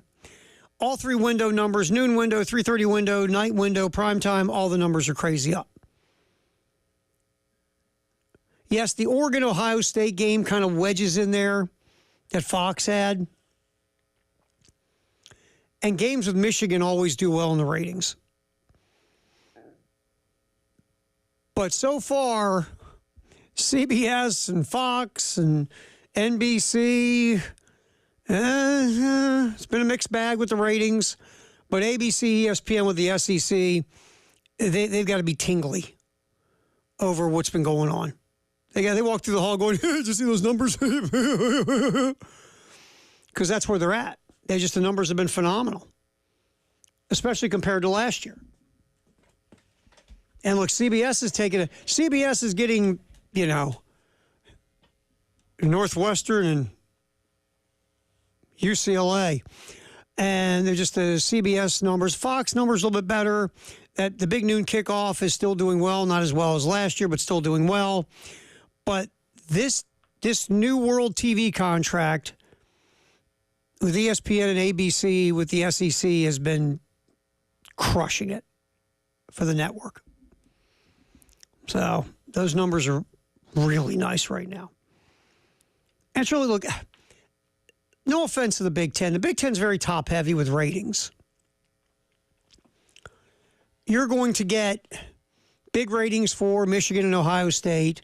Penn State, not on the level of Michigan and Ohio State, but Penn State, they have fans, all over the country.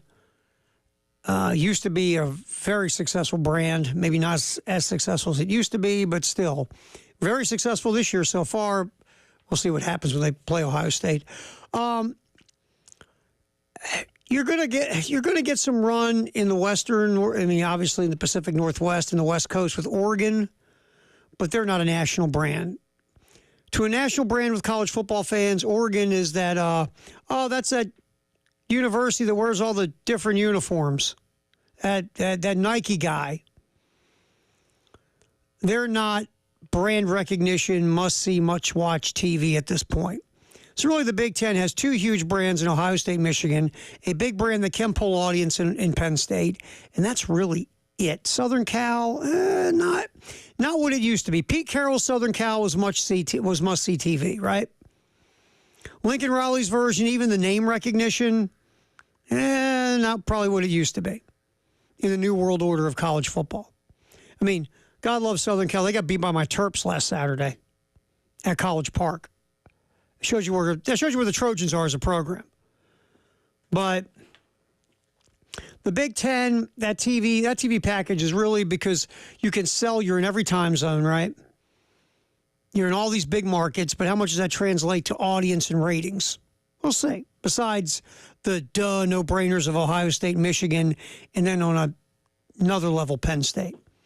The SEC has more of a depth of games that their eyeballs will catch. That second level will get you better ratings than the second level of the Big Ten. The Big Ten just said, screw it, we want to be in every big market possible, and that's what we care about because that's going to give us a great, gigantic TV deal because the available population that could watch our games, that's what we're selling. Now, how many people are running to the TV for that Rutgers UCLA game? Yeah. That Southern Cal Maryland game I talked about, I'm sure that the viewing audience was in the billions. But that's what you do. You're going to have games that are clunkers. The SEC, look,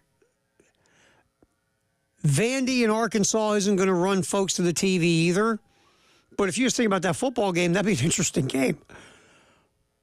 But the SEC has more, again, on that second level of viewable programs that people are going to want to watch. So right now, the SEC with ESPN and ABC, quite happy with the return on investment so far that they're getting with the numbers. All right, college football playoff. We're starting to edge toward where we're going to get the college football playoff rankings. That's coming soon, obviously. Heather Dinich put together hers. And right now, look, this is right now. To the surprise of no one, Oregon's sitting at top at 7-0. Georgia, with the strength of the win in Austin, is at 2 at 6-1. Penn State, number 3 at 6-0. Ohio State, number 4 at 5-1. Then Texas, undefeated Miami, Tennessee, LSU, Clemson. Followed by Notre Dame, and that's the top 10. Then you have the top-ranked Big 12 team in Iowa State, who's undefeated. Indiana, BYU, Texas A&M, Bama. That's the top 15. Feels like right now the Big 12 gets one team in, whoever their conference champion will be, because they're spending all this time just beating the snot out of each other. Can Iowa State survive and go undefeated? Probably not. So I'm not going to say it's as wide open as it was maybe a couple of weeks ago, but still the Big 12 is pretty wide open. BYU is also in this mix at 13. Right now, Iowa State and BYU will be playing for the Big 12 championship. Just like everyone predicted. Wink, wink. Oregon, Penn State, and Ohio State, 3 of the top 4 teams are Big Ten squads. But after that, the Big Ten doesn't post until Indiana.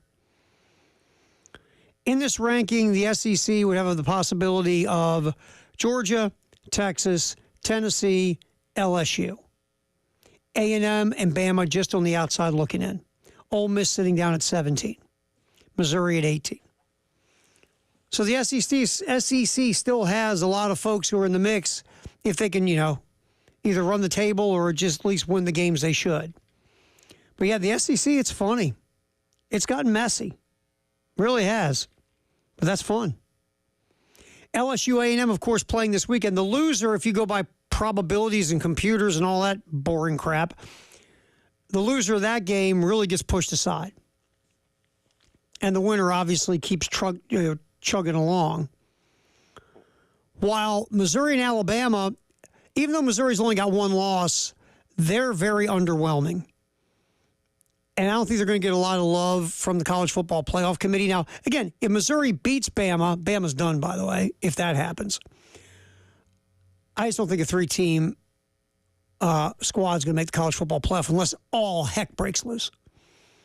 But Missouri, if they get their second loss, you're going to be like, they're really... they've barely beaten a lot of teams, barely beat Auburn, barely held on to beat Vandy. Yeah, if they could play UMass every week. So Missouri, if they lose, even though they're a 2-loss squad, they're going to have to really go on a run, an impressive run, to be a 2-loss College Football Playoff team. And Notre Dame's hovering. If Notre Dame wins out, they're in. A 1-loss Notre Dame's going to get in. Whether you like it or not, agree with it or not, 1-loss Notre Dame will get themselves in the College Football Playoff. Georgia, they got a tough schedule, and a couple of those games are on the road. I mean, Georgia could probably be a 2-loss team and survive and get in. I mean, they've got 2 great wins. Remember, Clemson is sitting right now in the top 10. So is Texas. And Georgia, I mean, they boat race both of those squads. Texas still has a mulligan left in their bag. Miami's undefeated. Could a 1-loss Miami get in the College Football Playoff? Let's say they lost to Clemson in the championship game and Clemson got in. Could a 1-loss Miami hang in there and get in? I don't know. Tennessee and LSU both just have 1 loss. They both, as 2-loss teams, might be able to angle their way in if other things happen. So this thing, it's interesting. With the lack of, like last year, we had a decent amount of undefeated squads at the end of the year. And that's why some of the kookiness that happened at the end of last season went on. This year, you got a lot of 1-loss teams, a few undefeateds that probably won't stay undefeated. We'll see. Oregon's got a good shot to run the table. They do. Until they get to the Big Ten championship game. All right, so that's kind of the College Football Playoff where it's at right now. Football in the 1 o'clock hour. We'll come back. We're going to hear from C.J. Dupree at Alabama on having to touch this thing called the Takes No Talent sign with the Crimson Tide. This is kind of fun. We're going to get to that. And some other college football sound as well. Terry Ford, Ed Bird, it's a halftime show. We go till 3 on the game. From the Midlands to the PD to the beach. The Game Network. It's back! The Lawyer Lisa Special Teams Contest. Just go to 1075thegame.com and register. The pot starts at $100. Every week it increases $100 if Carolina doesn't score a special teams touchdown. But if the Gamecocks do score a special teams touchdown, you could win the pool. Again, just go to 1075thegame.com and register. It's the Lawyer Lisa Special Teams Contest from 1075 The Game. 803-875-MENS. That's the number for the Men's Clinic of South Carolina. We talk about this all the time. We got to get past the thing when we're guys and we don't want to admit stuff's not going right. If you don't want to admit it to your significant other, your family, maybe your close buds, your dog, maybe you don't have to. But there is a group of folks you should admit it to, and that's Dr. Dan and his staff at the Men's Clinic of South Carolina. If you're off, whether it's sleep, whether it's life drive, whether it's, strength, whether it's bouncing back from workouts, whether it's memory, any of this stuff could just be low testosterone. You call 803-875-MENS. Set up your confidential consultation at the Men's Clinic. Go in, tell them your story. If the staff does think it could be low T, they'll put you on a program to get you back to being you again. Do it. 803-875-MENS. Men's Clinic of South Carolina. Make the call. This is Larry Leitner, owner and founder of Midstate Roofing, and for nearly 30 years, we've continued to be the proven leader in the roofing and waterproofing industry. Midstate Roofing's proven history is your assurance that our professionals at Midstate Roofing will provide the proper advice, service, and results to the needs of your facility in a manner both safe and pleasing to your operation. From high-rise to hospitals, manufacturing to industrial, Midstate Roofing designs and installs bonded systems with a protective guarantee that will keep your operation dry and running long into the future. 24 hours a day, 7 days a week. And this is Blake Leitner, reminding you to protect that roof with a maintenance contract. Call me today at 803-356-1919 or online at midstateroofing.com. That's midstateroofing.com. You'll speak to an on-call technician after hours or a Midstate Roofing staff member during hours at 803-356-1919 or online at midstateroofing.com. And as always, tell them Midstate Twins. If you have a leak, let Midstate Roofing take a peek. What you're talking about. Sponsored by Love Chevy, where the winning is only beginning. South Carolina's #1 volume Chevy dealer. I-26 at Harbison at lovechevy.com. Together, let's drive. The Columbia Chamber is teaming up with Greater Casey West Columbia Chamber to host a friendly sporting clay tournament Wednesday, November 20th. This unique and entertaining fundraiser will consist of a friendly sporting clay competition, followed by prizes for teams and individuals with lunch and a post-tournament reception. The proceeds will benefit both chambers to continue to support and promote their business communities. For details on registration and sponsorships, visit columbiachamber.com. Don't miss the Sporting Clay Tournament, November 20th. It's welcome back season at Village Idiot Pizza.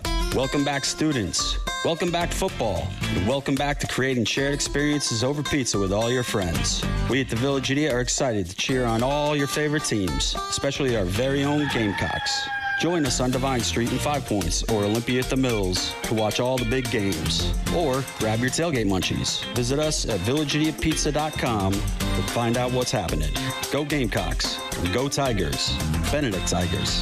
What do you think I meant? As a mom, comforting my family is what I do best. Vicks Vapor Stick provides soothing, non-medicated Vicks vapors in an easy-to-apply stick. And it dries fast, so there's no mess. I use it to comfort myself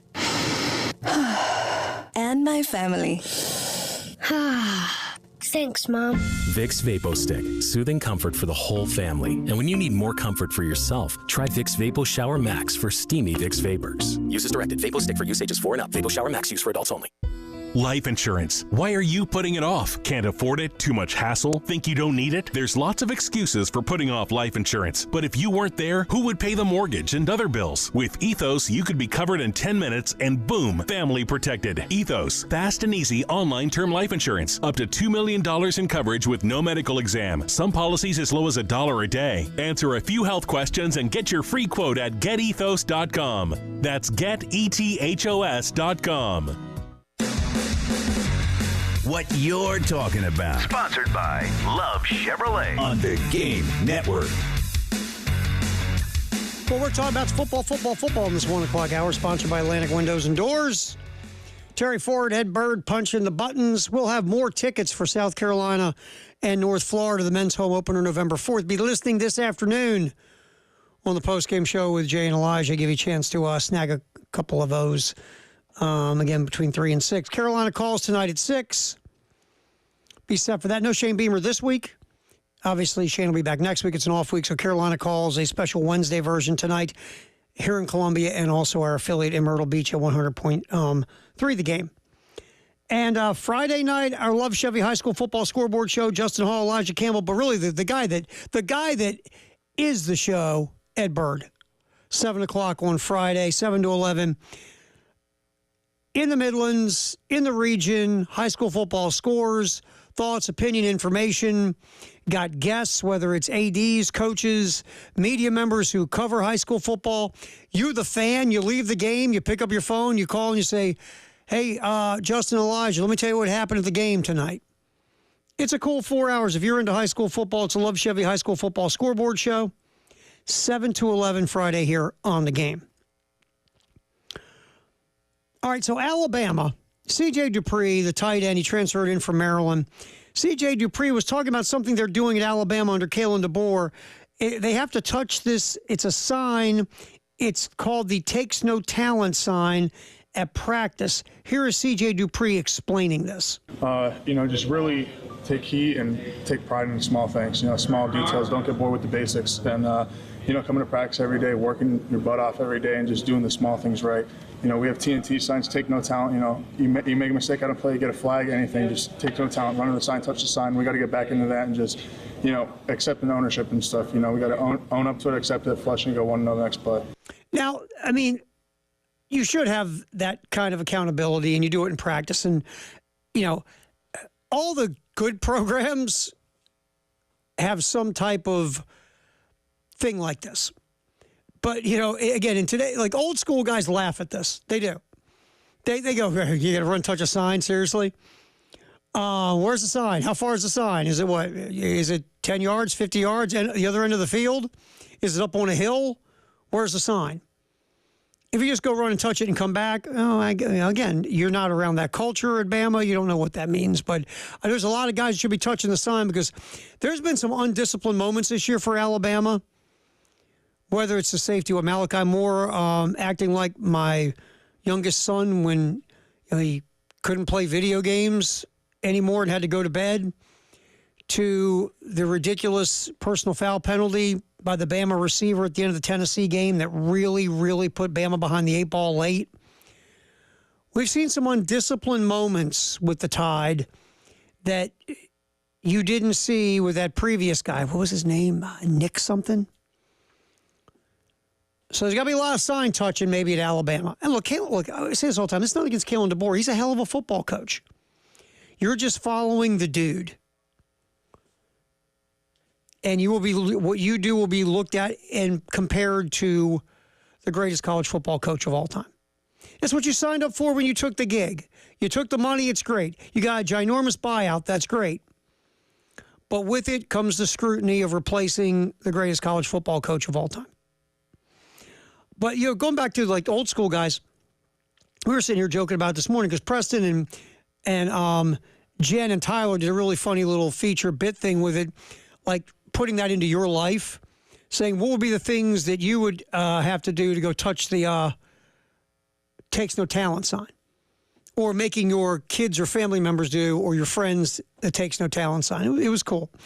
We were down here talking this morning, us three, about the things like growing up playing sports at whatever level you would have to do. And usually it was, run gassers till you puke, run the hill. It always ended up being something painful. Push-ups, whatever it was. And it always was, oh my God, I think I'm going to die. So this one is, okay, you run and touch the sign. Sounds real hardcore there, Bama. But again, depends on where the sign is. If you go, okay, you got to run up a hill, climb a tree, touch the sign, jump back down. That's one thing. But if you're just running over and touching a sign, I don't know. Again, you don't want to go to the Northwestern hazing, But, takes no talent to touch the sign. I like to see how they do it. Would be interesting. Let's get another cut in here, Ed Bird. Colorado, let's get to cut 4, Ed. Colorado this year has been a surprise, and it seems like no one cares. Last year, everything was about Coach Prime and the Buffs early. Then when they just started getting whooped by everybody, the bandwagon moved on. Well, this year, Colorado, much better team than people thought. And the bandwagon's like, yeah, we're done with those guys. We moved on. Here is Deion Sanders talking about the fact that, look, when you get that bandwagon, people either love you or hate you. When it comes to Deion Sanders, people either love Deion or hate Deion. And so that goes with the Colorado football program. Either people love it and love what Deion's doing, love Shedeur Sanders, Travis Hunter, love Coach Prime, love a lot of the accessibility that you had in these first couple years with Deion, or they hate it. They hate everything about it. Here is Deion Sanders talking about being hated. Cut 4, Ed. We like to be booed and they say it and hate it. That turns us on. It turns us on. It's kind of sexy, matter of fact.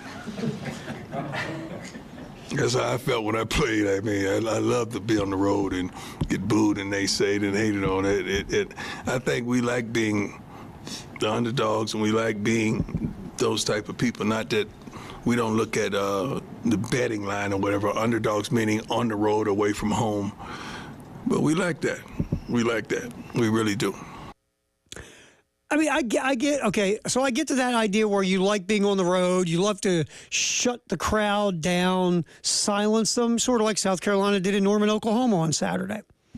You love that. As a player, you love a silent road venue. That means you're kicking some butt, right? You are snatching the soul of the home team in front of their fans. You have gone into their living room and you've stole their big screen TV and their woman right in front of their face. I don't know if I really call that being hated sexy. Turning you on. I don't know about all that, Deion, but yeah, whatever rolls your boat, dude. But I do get the idea that shutting up a home crowd by whooping their favorite team is massively cool. No doubt. And Colorado, look, let's give them credit. They've been a lot better than I thought they would be this year. Their offensive line, it's still not great, but last year it was horrid. It was Oklahoma horrid. Defensively, they were almost just as horrid. And they've gotten better on that side of the ball, too. And Shedeur Sanders is a high-level college quarterback who will be a first-round pick in the NFL draft. How is he going to translate to the league? I don't know.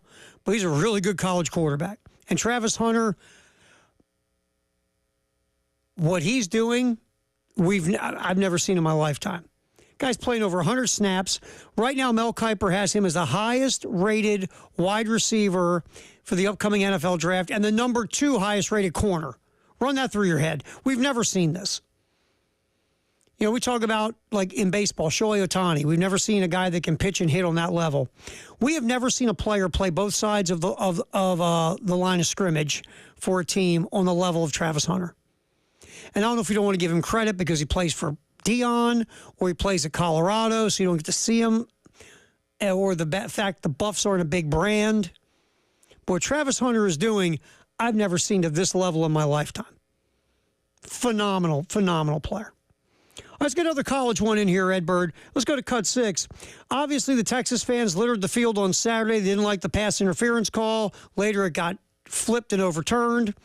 You know, Lane Kiffin was part of one of those when Ole Miss went to Tennessee a few years ago, and they were throwing golf balls at him and all sorts of cool stuff. Here's Lane talking about fans littering the field. I've seen a fan base throw bottles on the field and get a refs to change a call before. I've seen them try, and never seen it work. Yeah, that would have, I would have really struggled with that happening. But I think the coach was very vocal about that, and yeah, that would have been really, really tough to deal with. Yeah, Lane lived it. Those Tennessee fans weren't real, what you call, happy to see Lane couple years ago when Ole Miss rolled into Knoxville. That was a crazy game. Lasted 5-6 hours. Every player on both teams had hamstring injury and had to fall on the field. Wink, wink. Tennessee fans are throwing stuff in the lane. It was nuts.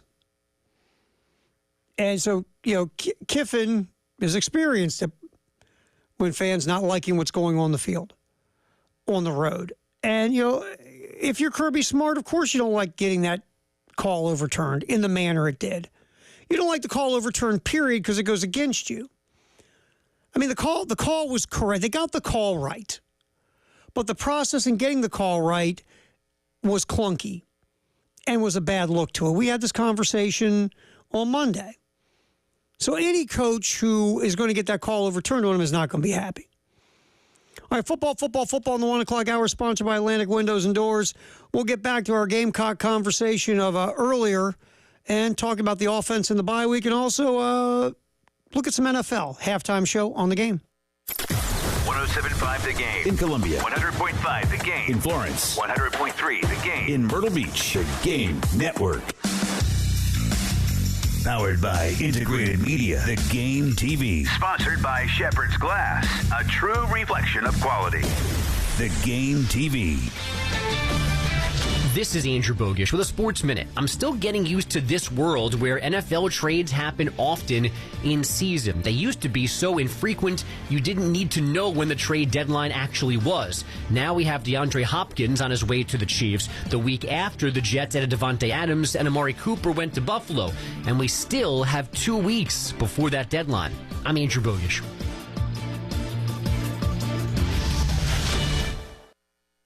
Must qualify for enrollment. Results may vary. We all hear the radio ads about the IRS. They tell you to be afraid, to be scared, and they try to frighten you into calling. I'm not here to do that. Tax Relief Advocates is different. TRA is here to tell you that if you owe money to the IRS, whether it's $5,000, $50,000, or $500,000, we have a solution. It doesn't matter if you're sitting in your car, at work, or with your kids. No matter where you are, call now. 800-583-5795. Don't lose hope. TRA can eliminate or reduce what you owe to the IRS. Generous programs are now available that can give you a fresh start. Our passion is taxes and helping individuals fix their IRS problems. We have over 1,000 5-star reviews on Google and an A+ with the Better Business Bureau. You don't need to be afraid of the IRS any longer. End your tax nightmare today by visiting us online at TRA.com or call 800-583-5795. That's 800-583-5795. Tax Relief Advocates. Real solutions for real. It's your broker, Benji Getzi.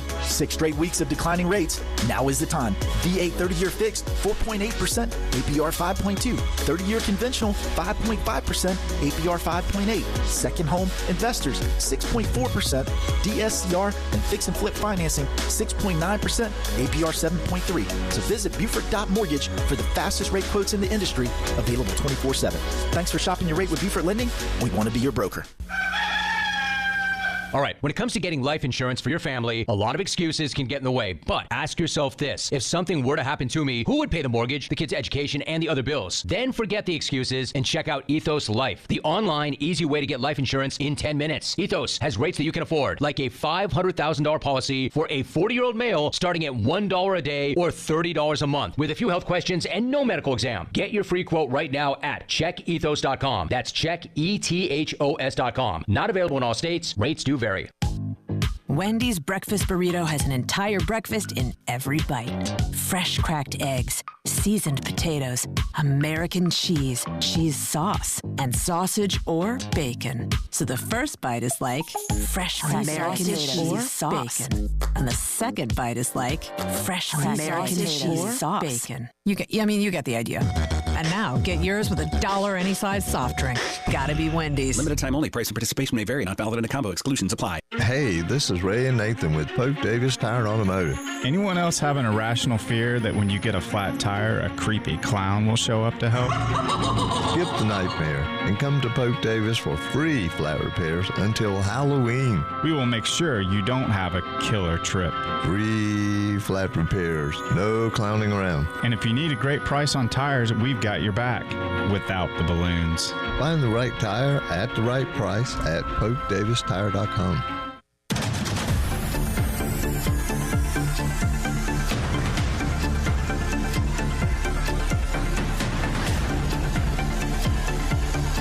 Halftime Show, sponsored by the Men's Clinic of South Carolina. It's time for Text of the Hour on the Firehouse Subs text line on the Halftime Show. On your home of the Gamecocks in Columbia, 107.5 The Game. Also heard on 100.3 The Game in Myrtle Beach. And 100.5 The Game in Florence. And the 107.5 The Game app.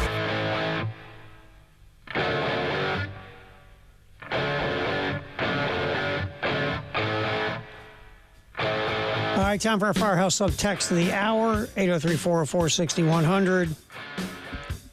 Interesting. What happened there next? Vandy and... I got to read this.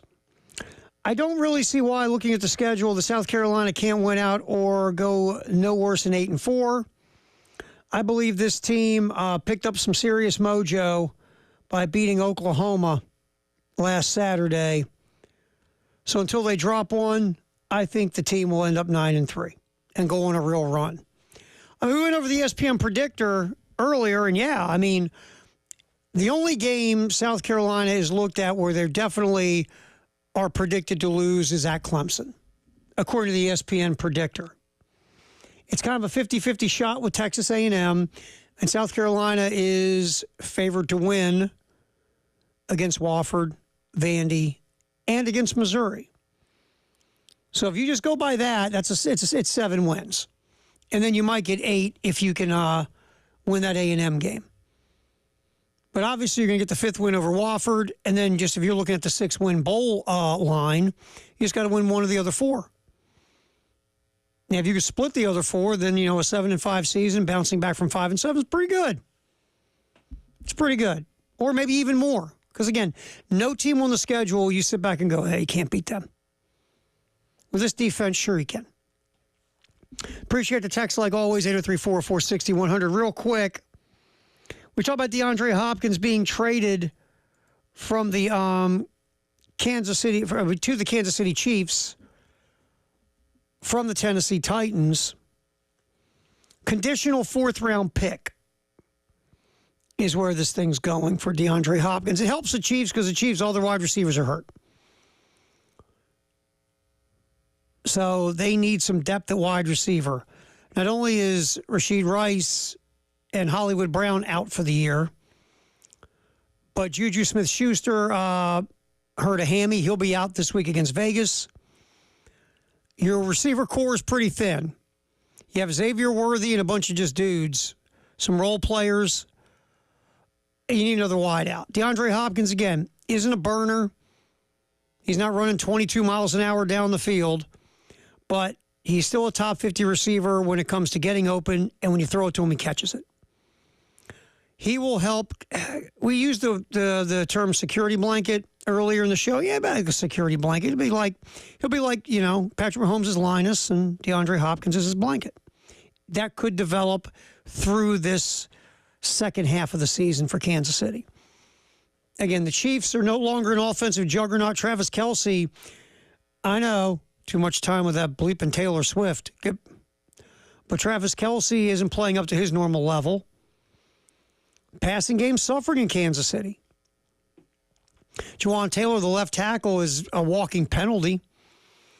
I mean, it's not like it was when it was Tyreek Hill, Travis Kelce in his prime, Kareem Hunt in his prime. Kansas City they're a defensive team now. But DeAndre Hopkins will help the offense. The Titans also made another move. Ernest Jones, former Gamecock, on the move again, being traded from the Titans to the Seattle Seahawks. It's a good trade for Jones. Mike McDonald, the head coach in Seattle, obviously an excellent defensive mind. He was defensive coordinator with the Ravens last year. McDonald will find creative ways to use Ernest Jones. So that's a good move, Ernest Jones being traded to the Seattle Seahawks. According to the report from Tom Pelissero of the NFL Network, Titans will receive a 4th-round pick and fellow linebacker Jerome Baker. So Ernest Jones, a good move to get back with the team that is in the playoff hunt. Because the Titans quarterback situation's a mess. To the shock of really no one, Will Levis is not a franchise starting quarterback in the NFL. He's proving that. It's like Will Levis goes into the game plan Will Levis has, okay, Will Levis, here's the dumb thing you're going to do today to endanger the football. So, Tennessee, they got to figure out their quarterback situation. They just do. And Levis has been hurt, and that hasn't helped either. Even though, in a way, not to be mean, it might help, which means Mason Rudolph starting. What does it say when I say you'd rather have Mason Rudolph starting? But Ernest Jones traded to the Seattle Seahawks for a fourth-round pick from the Tennessee Titans. All right, what's trending at 2? We're going to talk some more NFL. I mean, we'll continue on with the Gamecocks, obviously. We're going to look at the offensive line. What can you do now? Can you do anything? Do you replace a starter or two? Or do you just say, this is who this team is, this is the situation they're in with these guys, and you just have to make the best of it moving forward? And what does it mean for the future? Do you need maybe a new voice as the coach of the offensive line, or some help for that coach? We'll talk about that coming back at What's Trending at 2, sponsored by Traditions Fine Jewelry and Gamecock Traditions. Also, we'll talk some NFL as well. 107.5 The Game. Broadcasting live from the Herndon Chevrolet Studios. Take up to $20,000 off new Silverados. Stop by or shop online today and see why Herndon Chevrolet makes you smile. Together, let's drive.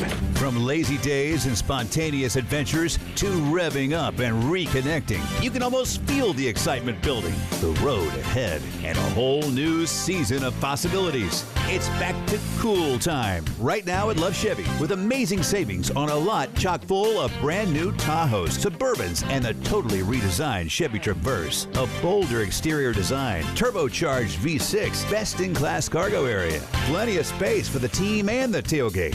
Speaking of football, every day is game day at Love Chevy, where it's all about the fundamentals, honesty, integrity, and straight talk. No ridiculous add-on stickers like the other guys. And who could forget about Love Chevy's $1,000 low price guarantee? Get back to cool today at South Carolina's #1 volume Chevy dealer, I-26 at Harbison, and at lovechevy.com. Together, let's drive. That's the power of love. Love Chevy. Pete Ale Wine Pool and Spa is the place for all things swimming pool and hot tub. Need a new vinyl liner? This is the perfect time of year to have your faded or worn out liner replaced. Call or come see us to repair, replace, or upgrade your existing equipment. Want to cover your pool to keep out all those fall leaves? A new safety cover is the answer, and it's safe for the kids and pets. That's Pete Ale Wine Pool and Spa, 5541 Sunset Boulevard. You'll find us on Facebook or online at PeteAleWinePools.com. You got the bye-week blues. Stop the music. Gamecock Traditions has the cure for those blues with fantastic specials this week only. Short sleeve tees, 25% off. Get a painted Pilsner glass, regularly $19.99, now $10. Car flags, $5. Limit 2. Celebrate the win with $10 off Oklahoma victory shirts. All Gamecock hats, 25% off. Gamecock jewelry, fashion, gold or silver, 25% off. Plus many other in-store specials you won't want to miss. Gamecock Traditions, giving you the cure for your bye-week blues. Did you know that Gerber Life Guaranteed Life Insurance provides valuable whole life insurance protection to help cover your final expenses? It's true, and it can help with expenses such as medical bills, burial costs, and unpaid debts. It helps protect your family from the financial burden of your final expenses. If you're 50 plus or 50 to 75 in New York, your life insurance acceptance is guaranteed with this policy, regardless of your health history. There are no medical exams to complete or lengthy health questionnaires to fill out. Simply visit GerberLifeFamily.com. And premiums don't increase over time. The amount you pay when coverage begins is the same amount you'll pay throughout the duration of your policy. Just answer 4 easy questions to get your free personalized quote instantly by visiting GerberLifeFamily.com. See website for terms and restrictions. That's GerberLifeFamily.com. Again, that's GerberLifeFamily.com. There's one way to stop the IRS from moving forward against you. That's to have an experienced attorney who understands the law and your rights. Hi, I'm local attorney John Ecton with the Ecton Law Firm. When you hear these so-called national tax resolution companies telling you your IRS problems can go away, ask yourself, does it sound too good to be true? Or am I just talking with a salesperson? Will a licensed attorney handle my legal problem? An IRS problem is a serious legal matter. Don't trust your tax problems to some out-of-town TV spokesperson. Come meet with me in person, and together we'll take control. We've helped thousands of individuals and businesses with tax problems right here in South Carolina. Your first visit is completely free and confidential. So if you're facing IRS wage levies, bank levies, or tax liens, call me, John Ecton, at 803-771-9800. That's 803-771-9800. Or go to EctonLawFirm.com. If you're a Carolina resident and you have an IRS problem, hire a Carolina attorney. Hire me, John Ecton.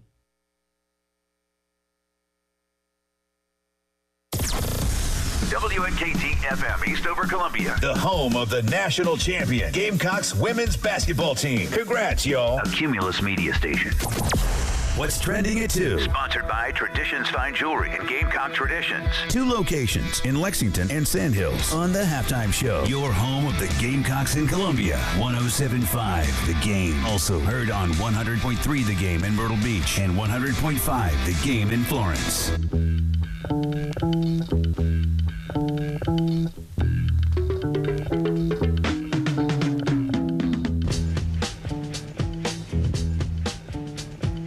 What's trending at 2, sponsored by Traditions Fine Jewelry and Gamecock Traditions here on the Halftime Show. Terry Ford, Ed Bird's here as we roll up until 3 here on the game. Tonight, Carolina calls at 6 in Columbia and Myrtle Beach. And then tomorrow night, 7:30.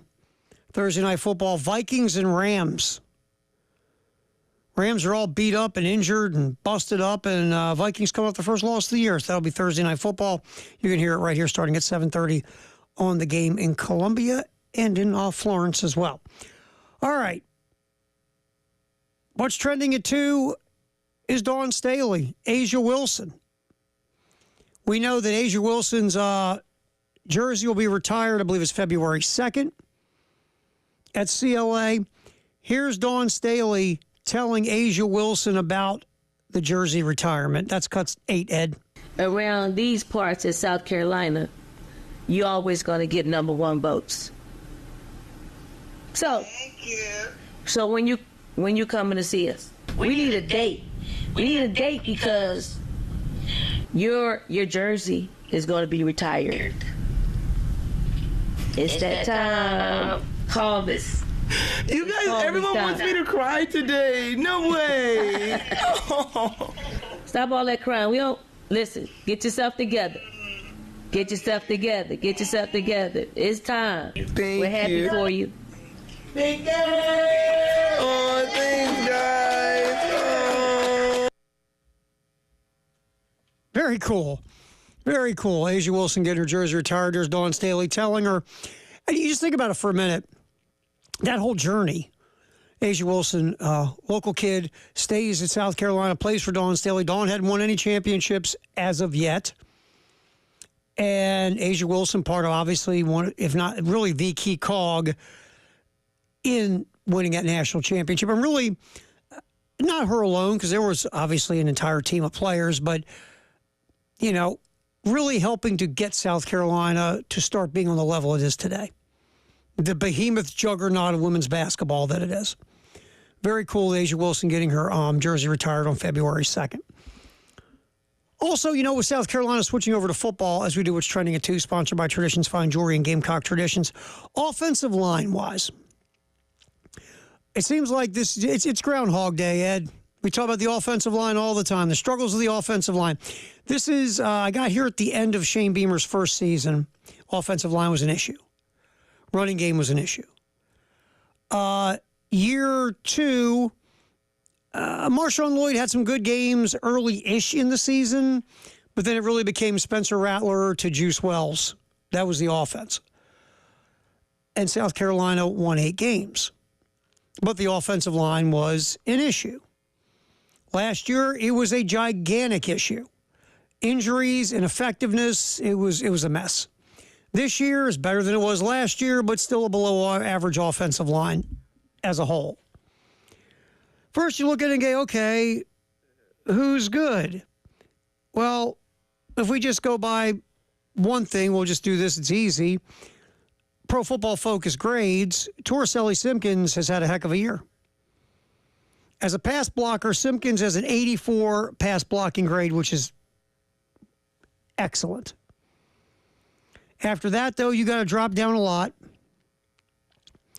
You find Kamar Bell at 66.1, which is above average. Rashawn Lee at 65.7, which is above average. But then the tackles really struggle in pass protection, to the shock of no one. Kason Henry, 59.6, and Josiah Thompson at 46. Thompson has given up 26 pressures this year. Henry, 18. Over half the pressures given up by the offensive line in pass protection have been by Henry and Thompson. Again, Thompson's a freshman. We knew it was going to be a steep learning curve. Henry is inexperienced, but has been in the program for 3 years, and much more is being expected than we've seen of Kason Henry. Does that mean Kason Henry's never going to be any good? No. It just means right now Kason Henry has struggled as well, just like Josiah Thompson. Thompson's going to be playing. If Thompson's healthy, Thompson's playing. That's not even, to me, a conversation. Now, if you look at run blocking, now Kason Henry we'll get to in a minute. Run blocking, this offensive line against Torricelli Simpkins. He leads the way at 63.5. That 60 is, you have a passing grade by getting to 60. So Simpkins has a passing grade at 63. Rashawn Lee at 62 gets a passing grade. But then the rest of the offensive line goes below the passing grade. Kamar Bell has been above the passing grade when it comes to pass protection. But run blocking, if you look at all these grades, as we spin down to find Kamar Bell at 55.3, that's below average. Kason Henry at 50, below average. Josiah Thompson, 48.6, again, below average. So the push in the run game really isn't there. Yards before contact is still under 2 yards. So what do you do? And the first focus is Kason Henry. What are you going to do there? What we've seen here lately with South Carolina, remember, Henry was nicked up in the Bama game. Jatavius Shivers got in and played. And Shivers, again, his grades are under 60 as well, but, again, not a lot of experience playing either. So do you continue to have Shivers and Henry battle in practice like here recently? Do you give Shivers the opportunity to take over the spot? What do you do? Tree Babalade has, Shane Beamer talked about Tree being injured, not being healthy. Is that why Tree has been absent from getting on the field? At this point, Tree's played in 2 games, hasn't played in a while. And if he's injured, he doesn't play. But if he does get healthy, do you save the red shirt for Tree? Remember, Tree should have been redshirted last year, but because everybody was hurt, Babalade had to play. Do you save the red shirt if Tree does get healthy through the year, or do you put him out there if Shivers can't take over the spot and if Henry continues to have his issues? Because the other guys, they're playing. I mean, Kamar Bell, again, has been above average as a pass protector, below average as a run blocker, has been inconsistent from game to game. Are you looking maybe playing Ball more? Because Ball hasn't played a ton either. But do you maybe put Ball out there? Because Ball has burned his red shirt. He's played in 4 games. I don't know. Rashawn Lee, Torricelli Simpkins, and Josiah Thompson are playing. Right there. What do you do about the other 2 spots? I think Kamar Bell's going to continue to play most of the snaps at guard. What do you do about Kason Henry? And what do you do in the bigger picture? Look, the recruiting has gone really well when you look at the offensive line talent being brought in by Coach Tinsley, but the development's a thing. And year after year after year, we're seeing this offensive line struggle. The big gigantic elephant, so to speak, in the room is Sean Elliott. Right now coaching tight ends, but did a nice job coaching the offensive line at South Carolina with the ball coach. Is that something you investigate in the offseason? What do you do? Because you're doing a really nice job of recruiting offensive line talent. But it's a development. That's the problem. The production, that's the problem. So we'll see moving forward where this thing goes. What's trending at 2, sponsored by Traditions Fine Jewelry and Gamecock Traditions. Tua Tagovailoa talking to the media this week. Of course, Tua back into concussion protocol again with another concussion earlier this year. The Dolphin offense has gone totally in the crapper without Tua. Here's Tua Tagovailoa, cut 2, Ed Bird. Tua talking about how much he loves football. Yeah, that's going to continue. I appreciate your concern. I really do. I love this game, and I love it to the death of me. That's it. You know, Tua also talked about in the presser about, hey, look, we get out of bed, and the minute you take a step out of bed, you endure some kind of risk. Whether you could slip, hit your head on the toilet, and have a brain hemorrhage and die, get hit by a car, fall downstairs, whatever, choke on a big piece of steak. I mean, everything is a risk. I mean, I probably, less risk than you go on a football field having people crack you upside the head, but still everything's a risk. And his goal is to come back and play. And the Dolphins need him. Let's just look at football first. That offense without Tua has been hideous. There's not as much talk of Mike McDaniel as a quote-unquote offensive guru without Tua. Everybody thought McDaniel propped up Tua. Now you're sitting back going, well, maybe Tua props up McDaniel's offense. Because all of a sudden, Jalen Waddle and Tyreek Hill aren't making big plays anymore. And that offense isn't cooking like it was. Look, is Tua perfect? No. Is Tua on the level of the top shelf guys? No, he doesn't have quite the arm talent, but I tell you what he is, he's really accurate. In the short and intermediate areas, Tua can be surgical. He can't move that much. Yes, he has some injury issues. And no, he's not really good playing in cold weather, but Tua's a good quarterback. And you're seeing how the Dolphins are suffering without him. All right, let's push that out of the way. Now let's get to the bigger conversation. Tua moving forward with the issues of his concussions. You just gave Tua a ton of guaranteed money. Ginormous amounts of zeros in the millions. The reason Miami held back from giving Tua that contract was because of the concussion/injury stuff. And as soon as you give him the money, first season, concussion. Look, you can't save people from themselves. If Tua Tagovailoa is cleared to play and wants to go play football, that's his right to go play football. You can agree with it, disagree with it, think he's lost his mind, or say, yeah, man, I'd do that just like you. It's his choice. And if he chooses to keep playing, he's going to keep playing until he can't for whatever reason. He wants to play ball. It's very simple. Dolphins need him. Now, is this good for his long-term or short-term health? I don't know. We're going to find out. What's he going to be like later on in life after multiple concussions? We've seen some of how that stuff plays itself out before it's over with. And it can be sad. But it's his choice if he wants to play ball. If he's cleared medically, which I get a feeling he will be, he's going to keep going. Very simple. All right, let's get to a struggling crew in New York. The Jets, offensively, not very good. The Jets as a team, not very good. Jets are 2-5. Yeah, their schedule's cake. They could go on a run, start winning a bunch of games, get themselves back for real in the playoff picture. But right now, nothing looks like this whole big idea of the Aaron Rodgers project with the Jets has worked at all. It just hasn't. Here's Aaron Rodgers on Pat McAfee, like he is every week. Here's Aaron Rodgers telling Pat McAfee and McAfee's crew what the Jets need to do moving forward to get themselves back on the right track. This will be cut 3, Ed Bird. The energy, and I look at myself first, it just wasn't good enough. I think personally and as a team, we're playing with too much anger and not enough enjoyment. That's why I kind of wore this hat today as a little reminder.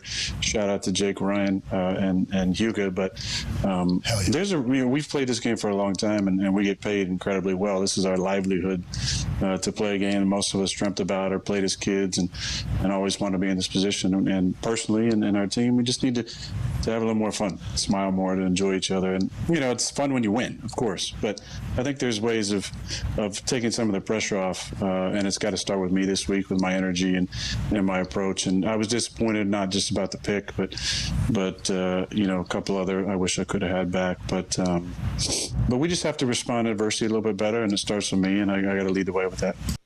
I mean, is it good that Aaron Rodgers is taking accountability? Yes, he should. He's the guy. I mean, he's the coach. He's the GM. He's everything right now. And they stink. And he hasn't – Aaron Rodgers looks like a 40-some-year-old dude coming off an Achilles trying to play quarterback in the NFL with a bunch of young guys around him. I mean, he just does. This thing has got to get better. It starts with Aaron Rodgers. I mean, they've gone out and made all these moves, changed coach, bringing his buddy at wide receiver, done everything. It's time for Aaron Rodgers to step up and make it happen along with the rest of these guys. It's been a mess in New York. Whew. All right, what's trending at 2, sponsored by Traditions Fine Jewelry and Gamecock Traditions, right here on The Game. The Game Network in Columbia. 107.5 The Game. In Florence. 100.5 The Game. In Myrtle Beach. 100.3 The Game. Everyone wants you to pay for their streaming app. You gotta have this one, you gotta have that one. Well, not us, here at The Game. Why? Because we love you more than they do. Just go to iTunes or Google Play and download the 107.5 The Game app for free. 107.5 The Game. Broadcasting live from the Herndon Chevrolet Studios. Take up to $20,000 off new Silverados. Stop by or shop online today and see why Herndon Chevrolet makes you smile. Together, let's drive. Get ready to smile because Herndon Chevrolet, your hometown Chevy dealer, is offering an amazing deal right now. Get up to $20,000 off new Silverados. Yes, you heard that right. Up to $20,000 off. Don't wait. Head over to HerndonChevy.com today and drive home in the truck of your dreams. Chevy, together let's drive. Herndon Chevrolet, Herndon makes you wanna smile.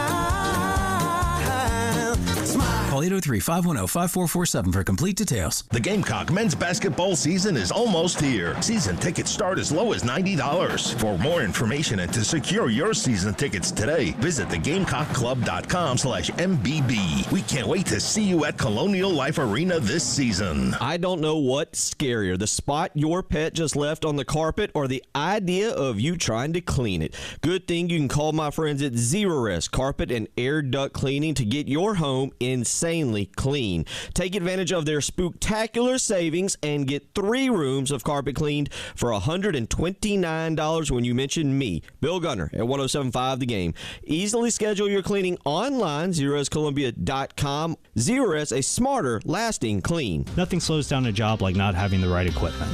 Maybe your favorite zero turn or push mower is getting repaired right now. Or maybe you want to take advantage of some dry weather to finally aerate or dethatch your lawn. Or maybe you just want a great excuse to mow with our super cool Gravely EV. Either way, come to Cato's, where we have a ton of new rental equipment available for daily, weekly, and monthly rentals. Cato's Power Equipment is here to bring you solutions to keep your yard or your customer's yard looking their best. Give us a call at 803-254-3711. Honey, look, the hookers. They've moved off the highway and now they're all over the parking lot. What are all those Schroeder's towing trucks doing in that parking lot, though? Must be towing all those unauthorized cars parked in the lot. Good thing the business owner called Schroeder's Towing to keep their parking lot clear for just their customers. Didn't those cars see the free signage that Schroeder's provides to business owners to deter unauthorized parking? I guess not.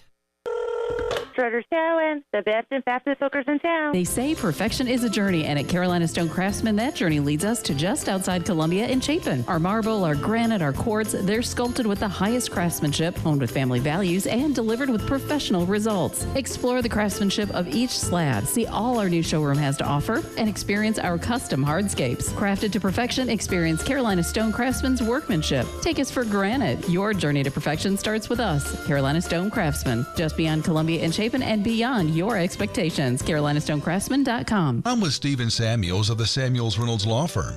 So, Stephen, how does someone know if you're the right firm to handle their case? Hey, great question. Each case is unique as the people involved.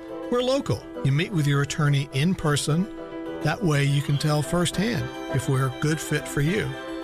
We're a diverse practice, we pack a big punch, and our approach works. Samuels Reynolds. True injuries, true lawyers. 803-779-4000. All-American Heating and Air's proud owners, Gene and Debbie Royer. Oh, there's many companies that don't do background checks. It's sad to say. A background check is performed on every employee that works for All-American. We want to make sure that we're sending a safe person into your home and you can feel safe. Trust All-American's family to help your family. Check my prices, check their prices, check my word to their word. We're a good first opinion or second opinion. When you need us, we're there. All-American Heating and Air. AllAmericanHeatingandAir.com. Got something to say? Ring us up on the Love Chevy phone line at 803-404-6100. 107.5 The Game in Columbia. 100.5 The Game in Florence. 100.3 The Game in Myrtle Beach. The Game Network.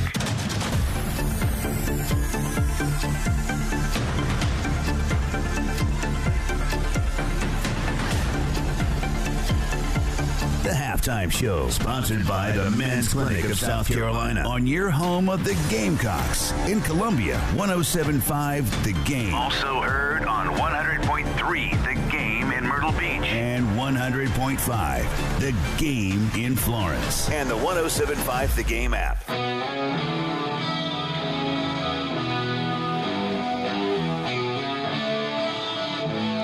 Halftime show, Terry Ford, Ed Bird, till 3. Then Jay and Elijah take over for the postgame show. We talked about, and we have tickets between 3 and 6 you can win for the Gamecocks men's opener against North Florida. That is on November 4th. I believe a 7 o'clock tip. And we'll have tickets between 3 and 6, like I said. Again, Carolina basketball, men and women, getting going November 4th, by the way. I think the women take on Michigan out is in Vegas, I think.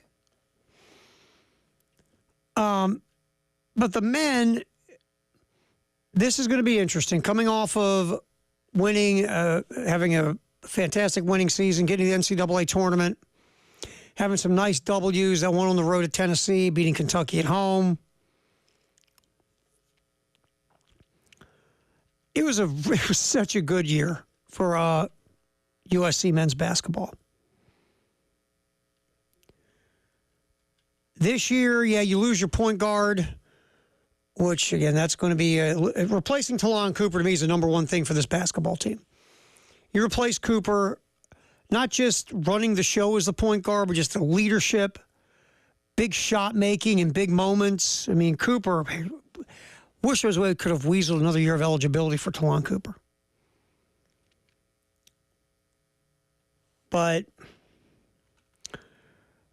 this team is more athletic this year. Feel like there's more depth of possibilities of both ends of the court of guys who can contribute. I just feel like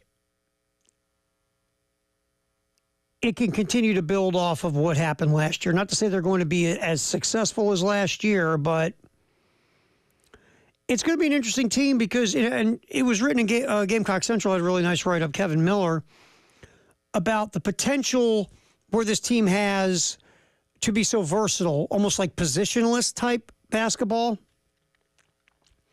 on both ends of the court. Guys like Nick Pringle and Colin Murray-Boyles can play multiple positions on both ends. If Colin Murray-Boyles, we've heard about Colin Murray-Boyles, his ability to shoot the three in practice. If Colin Murray-Boyles can transition that shot making in practice to games, he's going to be a real problem for teams. We saw Colin Murray-Boyles score inside the three-point line, especially in the paint. So if Murray-Boyles can start popping out the three and knocking down some shots, that makes him even tougher to deal with. Really does. But, again, Murray-Boyles is around the 6'7", 6'8"-ish. Cam Scott's around, 6'5", 6'6". Zach Davis around 6'6", 6'7". Morris Ugasuk around that same, about 6'4", 6'5"-ish, 6'6". They've got a bunch of guys in that range that can guard multiple positions on defense. Also can be difficult to guard by multiple guys on offense if everything works out the way you want it. So you can really cause some mismatches. And again, we'll see how Jamari Thomas evolves into what we think will be the point guard role. But this could be an interesting team if this thing does go down the road that they're talking about. With look, we're going to have a lot of guys who can play the 1, the 2. Guys can play the 1, the 2, and the 3. Guys can play the 4 and the 5. Maybe a guy can play the 3 and the 4. So you can really do a lot of interesting things on both ends of the court. Like we said, November 4th versus North Florida, and we got another pair of tickets to give away in the 3 o'clock between 3 and 6 on the post-game show. All right, also, Ed Bird, let's get back to let's see here. I think we hit everything we need to hit. Yeah, I believe we have. Our work is done for right now with the sound. But going back really quick to Aaron Rodgers, because we ran out of time in the Jets, as we do what's trending at 2, sponsored by Traditions Fine Jewelry and Gamecock Traditions. The model the Jets used was the Peyton Manning model in Denver, the Tom Brady model in Tampa, and I totally understand it. I do. Aaron Rodgers as a quarterback on the field on that same level as Peyton Manning and Tom Brady. He's only got 1 Super Bowl ring. Peyton's got 2. Brady's got 150. But I see the idea of Aaron Rodgers, the Jets are looking at being that type of quarterback. Yes, might not be in his prime, but still really good. And if you can put the right pieces around him, you can win big. Again, Denver got the 2 Super Bowls with Peyton Manning. The ironic part is the Super Bowl that they won. Peyton Manning couldn't throw the ball 15 yards anymore because of the neck, shoulder, and all that stuff. But still, Peyton Manning became the ultimate game manager for that team. And Tom Brady, you saw what he did in Tampa when they beat the Chiefs. They were hoping that's going to be Aaron Rodgers. I get it if you're the Jets. Makes total sense, right? But Aaron Rodgers looks old. Brady and Peyton, once his neck fell apart, looked old. But Peyton Manning, for most of his Denver time, was slinging it really well. Didn't look old. Tom Brady didn't look old, especially that first year in Tampa. Aaron Rodgers looks old. Like AARP old. Like senior flag football old. He really has. I mean, every now and then you see him drop a dime and you go, that's Aaron Rodgers. And then sometimes you're like, wow, he's as old as Mr. Rodgers.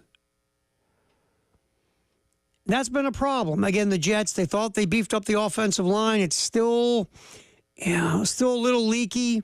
You bring in Devontae Adams to go with Garrett Wilson. Can they block on the offensive line too? Can they play defense? The Jets' offense should be better. They've got some guys who can do some stuff. Part of it was, again, you had an offensive coordinator who wasn't very good at being an offensive coordinator, but his claim to fame is being Aaron Rodgers' buddy. Again, buddy nepotism. How much will Todd Downing improve everything as the play caller? It's been a mixed bag. The Jets just, again, the owner, Woody Johnson, he's going for it, right? Fire the coach, Robert Saleh. I didn't think that was a very smart move. But anyway, you put in the interim coach, Jeff Ulbrich, and you hope that's going to shake things up. You bring in Devontae Adams to help the offense. You try to fix the offensive line. You're all in, and you're 2-5. And it might just be this. They're just nothing special. They're not a playoff team. Aaron Rodgers, it's over. It could be that simple. You still got a lot of season left. You got 10 games if you're the Jets. But some things have to change drastically. They just really do. And you heard Aaron Rodgers, we got to have fun now. Let's have fun. Me as a leader, I gotta break out the fun squad. I mean, what have you been doing? Just be you, man. I don't know if that's a good idea. We never heard. Here's the thing about Aaron Rodgers. As good as Aaron Rodgers is, we've never heard about Aaron Rodgers, the great leader. You hear about Brady being a leader, right? Remember during COVID, he's getting together with all the Buccaneers and they're out there throwing and he's getting used to his receivers. And you hear about Brady, the leader. You hear about Peyton Manning, the leader. You don't hear a lot about Aaron Rodgers, the leader. You just don't. And I just think some guys are leaders and some guys aren't. Aaron Rodgers is a phenomenally talented quarterback who is a no-doubt first-ballot Hall of Famer.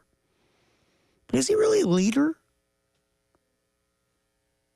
Or a great leader? Is he an okay leader? When he feels like it? I don't know. But I know the Jets are a mess. Hey, you know what today is? October 23rd. It's the greatest day in the history of the world. We have that coming up next. Halftime show. Terry Ford, Ed Bird, till 3 on the game. From the Midlands to the PD to the beach. The Game Network. It's back! The Lawyer Lisa Special Teams Contest. Just go to 1075thegame.com and register. The pot starts at $100. Every week it increases $100 if Carolina doesn't score a special teams touchdown. But if the Gamecocks do score a special teams touchdown, you could win the pool. Again, just go to 1075thegame.com and register. It's the Lawyer Lisa Special Teams Contest from 1075 The Game. The Columbia Chamber is teaming up with Greater Casey West Columbia Chamber to host a friendly sporting clay tournament Wednesday, November 20th. This unique and entertaining fundraiser will consist of a friendly sporting clay competition, followed by prizes for teams and individuals with lunch and a post-tournament reception. The proceeds will benefit both chambers to continue to support and promote their business communities. For details on registration and sponsorships, visit columbiachamber.com. Don't miss the Sporting Clay Tournament, November 20th. Mike Rowe here with a quick question. Have you noticed cracks in your drywall, chimney, or exterior walls? I hope not, because if you have, they could be indications that you've got a much bigger problem with your foundation. That's where Mount Valley Foundation Services comes in, a groundworks company. They can honestly assess your situation and create a plan to stabilize your foundation. Schedule your free inspection at fixmyfoundation.com/row, and while you're there, check out my latest dirty job. Licensed in all states where work is performed. See website for details. This is Larry Leitner, owner and founder of Midstate Roofing, and for nearly 30 years, we've continued to be the proven leader in the roofing and waterproofing industry. Midstate Roofing's proven history is your assurance that our professionals at Midstate Roofing will provide the proper advice, service, and results to the needs of your facility in a manner both safe and pleasing to your operation. From high-rise to hospitals, manufacturing to industrial, Midstate Roofing designs and installs bonded systems with a protective guarantee that will keep your operation dry and running long into the future. 24 hours a day, 7 days a week. And this is Blake Leitner, reminding you to protect that roof with a maintenance contract. Call me today at 803-356-1919 or online at midstateroofing.com. That's midstateroofing.com. You'll speak to an on-call technician after hours or a Midstate Roofing staff member during hours at 803-356-1919 or online at midstateroofing.com. And as always, tell them Midstate Twins. If you have a leak, let Midstate Roofing take a peek. What you're talking about. Sponsored by Love Chevy. It's back to cool season with big-time savings on Tahoe Suburbans and the all-new Chevy Traverse. I-26 at Harbison and at lovechevy.com. Together, let's drive. The Firehouse Captain's Club features their signature Captain Sorensen's hot sauce and their new Firehouse Hero Sauce, along with savory oven-roasted chicken, melted pepper jack cheese, crushed red pepper flakes, crispy smoky bacon, lettuce, tomato, and onions. Be sure to try the Captain's Club today at any one of the 14 Midlands Firehouse locations. Order ahead with the Rapid Rescue to go. But if a sampling platter is more your style, get all of your game day tailgate needs online at firehousesubs.com. Firehouse Subs, founded by firemen. This year, Roy and Dana Finley are shaking things up at AAA Heating and Air. For the next 12 months, they're telling their customers no. Get a new system purchase with no payments and no interest for an entire year. You heard that right. Purchase a new system now and make no payments for a full 12 months. So do what I did. Call AAA Heating and Air for your free estimate and tell them Jay Phillips sent you. AAA Air when you need us. AAA Heating and Air.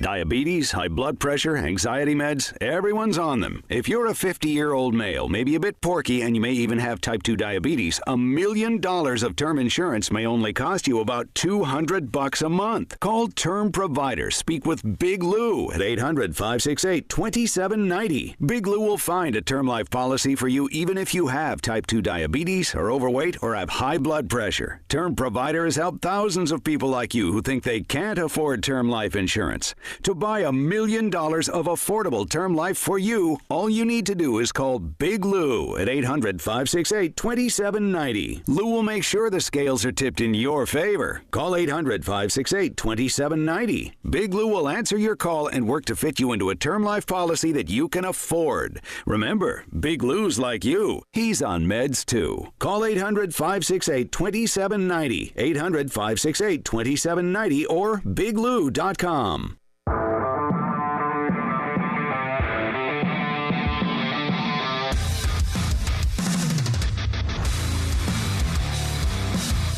The Halftime Show, sponsored by the Men's Clinic of South Carolina. The greatest day in the history of the world on The Halftime Show is sponsored by 1-800-GET-JUNK. We make junk disappear. All you have to do is point. On your home of the Gamecocks in Columbia, 107.5 The Game. Also heard on 100.3 The Game in Myrtle Beach. And 100.5 The Game in Florence. And the 107.5 The Game app. Greatest day in the history of the world on the Halftime Show. Terry Ford, Ed Bird here in the game. We always like to go old school and just grab the first one on the list and have a little fun with it, or at least see if there's anything interesting. This day in 1921, you were junior in high school, Ed?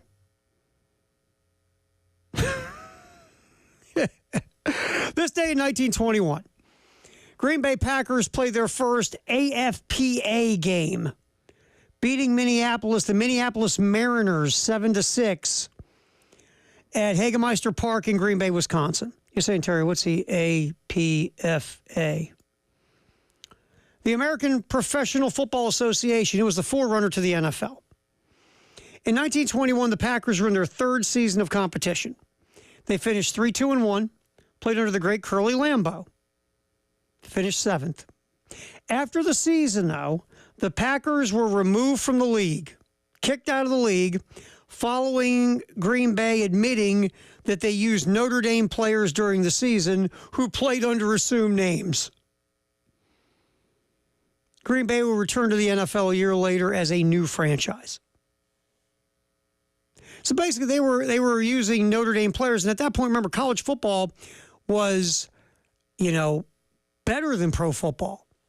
It was more popular, had better players. Pro football was in its infancy. So basically, the Packers brought in ringers. Still finished 3-2-1, but they brought in ringers. Notre Dame players. Got caught, admitted it, and got kicked out of the league. But then came back a year later, which I think is pretty funny.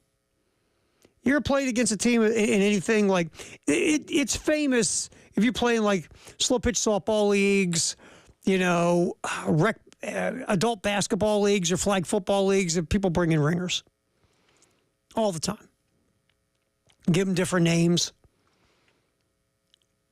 I remember I was I was on this flag football team years ago. And one of the guys on the team was buddies with a couple of ex-college football players. And we had already locked the rosters for the season, then found these dudes, and there was these two guys on the team. It was like, hey, you guys can't show up anymore, and these two guys are going to be you two. Got caught. Didn't go well, but I've been around it. There's sometimes you play against, you go, really? This guy? Or, we've seen it in Little League sports or rec sports or Pop Warner where some kid shows up with a beard and he's supposed to be 11. Brings his own kids. He's 11? So Packers played with ringers that first year from Notre Dame. 1945, Jackie Robinson signs a contract with the Montreal Royals, minor league farm team for the Brooklyn Dodgers. We know where that ended up with Jackie Robinson breaking the color barrier in Major League Baseball. We talk about Oklahoma football. One of the names that really doesn't come up anymore, but is a heck of a college player back in the early 70s, running back Greg Pruitt at Oklahoma, ran for 294 yards on 19 carries on this day as the Sooners smacked Kansas State. Oklahoma went for a record 711 yards rushing in that game. Another guy that we don't even talk about anymore was iconic college running back and NFL running back Tony Dorsett at Pitt. Ran for $180 on this day as the Panthers ran over Navy. That made Tony Dorsett, with that 180 yards, a top career rusher in NCAA history with over 5,200 yards. Some dude named Dan Marino on this day in 1988 threw for 521 and 3 touchdowns, but also chucked 5 interceptions as the Dolphins lost to the Jets 44-30. That's crazy. Bobby Bowden on this day in 1999 got his 300th career win, 17-14 win over his kid, Tommy Bowden at Clemson. You think about Bobby Bowden, just how unbelievably good Florida State was. How many straight years in the top 5? 10 straight years off the top of my head that Florida State finished in the top 5 with Bobby Bowden. And it's interesting, we thought Florida State might have turned the corner to being Florida State again after really they should have been in the college football playoff last year, and the year before they won double-digit games. And this year, they're hideous. But Mike Norvell has a gigantic buyout at Florida State. But yeah, you thought, okay, 2 straight years, high-level play by Florida State. They're back. No, they're not. Hey, the transfer portal giveth, transfer portal taketh away. A couple more. 2000. And one last one. Kyrie Irving on this day in 2019 scored 50, setting a new NBA record for points in a debut with a new team. It was Kyrie Irving's first game with the Brooklyn Nets. Nets lost by a point to the Timberwolves. So there's your greatest day in the history of the world. Very interesting day. A lot of different crazy stuff went on this day in history. I like the fact the Packers used ringers in 1921. All right, we got a new craft beer card. Only cost you $59. This one's even less expensive than the other one. $59. You save around $300 by snagging the craft beer card. $30, 10 different places, that saves you $300. $59 for the new craft beer card. You go to 1075thegame.com, you click on Sweet Deals, and you can snag the new craft beer card. We'll get our Firehouse Sub Text of the Hour coming up next, 803-404-6100. Also, Yip a Bit with Jay and Elijah. Get ready for the post-game show. We'll do the handoff like we always do with Jay, sponsored by our buddies at Little Pigs on Alpine. All that's next as we wrap up the halftime show. Terry Ford and Ed Bird right here on The Game. 107.5 The Game. In Columbia. 100.5 The Game. In Florence. 100.3 The Game. In Myrtle Beach. The Game Network. Powered by Integrated Media. The Game TV. Sponsored by Shepherd's Glass. A true reflection of quality. The Game TV. This is Jim Rome with a Sports Minute. I really thought that I would start today with the father-son history that was made in the NBA. Little did I know, everyone's daddy was about to swoop in and rip the headline away from LeBron. And by everyone's daddy, of course, I mean the undefeated, two-time Super Bowl defending champ, Kansas City Chiefs. Because DeAndre Hopkins is headed to KC. I'm Jim Rome.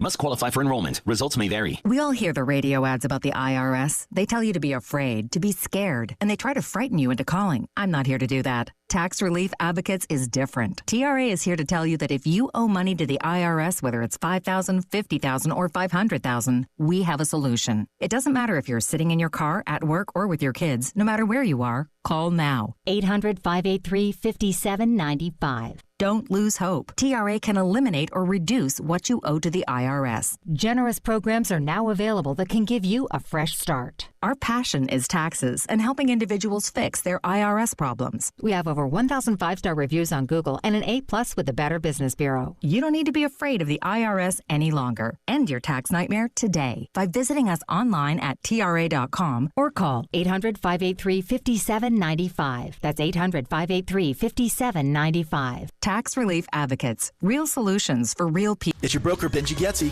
6 straight weeks of declining rates. Now is the time. V8 30-year fixed, 4.8%, APR 5.2. 30-year conventional, 5.5%, APR 5.8. Second home investors, 6.4%. DSCR and fix and flip financing, 6.9%, APR 7.3. So visit Buford.mortgage for the fastest rate quotes in the industry, available 24/7. Thanks for shopping your rate with Buford Lending. We want to be your broker. Do you have sagging, soft, or bouncy floors in your home? Well, this could be a sign of rotten wood caused by moisture in your crawl space. Damaged wood in your crawl space can affect your home's foundation, and that can affect your home's value, and nobody wants that. Say goodbye to sagging floors and hello to a stable foundation. Contact Canty today for your free inspection at 803-424-8380 or visit cantycanfixit.com. At Progressive, we know there's a lot of things you can track. Steps, calories, heart rate, your pet steps, screen time, the whereabouts of your favorite celebrity, how long you slept, how long you didn't sleep, how long you thought about sleeping, how long you thought about sleeping. But none of these things could save you money. Unlike Snapshot from Progressive, which customizes your rate based on how and how much you drive. It's much better for your bottom line than tracking your Cocker Spaniel's resting heart rate. So download the Progressive app today. Progressive Casualty Insurance Company and Affiliates. Snapshot not available in California or from all agents. Surcharge possible for unsafe driving. Paid for by Hims & Hers Health. Hims & Hers Weight Loss is not available everywhere. Compounded products are not FDA approved or verified for safety, effectiveness, or quality. Prescription required. Restrictions at 4hers.com apply. Wegovy and Ozempic are not compounded. Everyone's talking about the breakthrough of weight loss drugs. With Hers, you can access doctor-trusted weight loss plans online, like compounded GLP-1 weekly injections with the same active ingredient as Ozempic and Wegovy, all for as low as $199 a month with a 12-month plan paid up front. Get started at 4hers.com/start today. That's 4hers.com/start.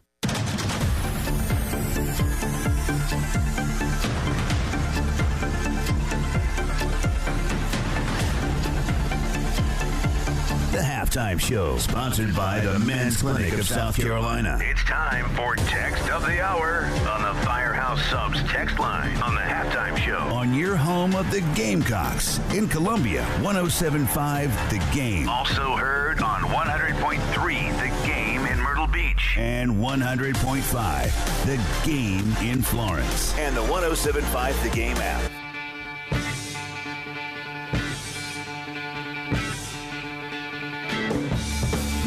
Wrapping up the halftime show. We'll get our Firehouse Sub text the hour here in a minute, 803-446-100. Also, Yip with Jay Phillips real quick here.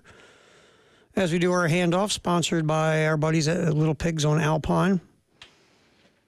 Before I get to the Firehouse Sub text of the hour,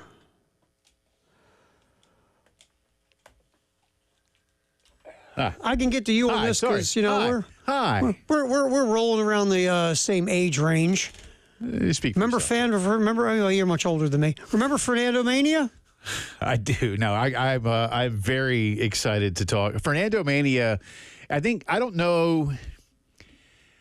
I was thinking earlier, like, what in today's world kind of matches it because, with social media, things can become a thing, and then they just go in and out of the consciousness so quickly. Mm-hmm. Like Fernando Mania was...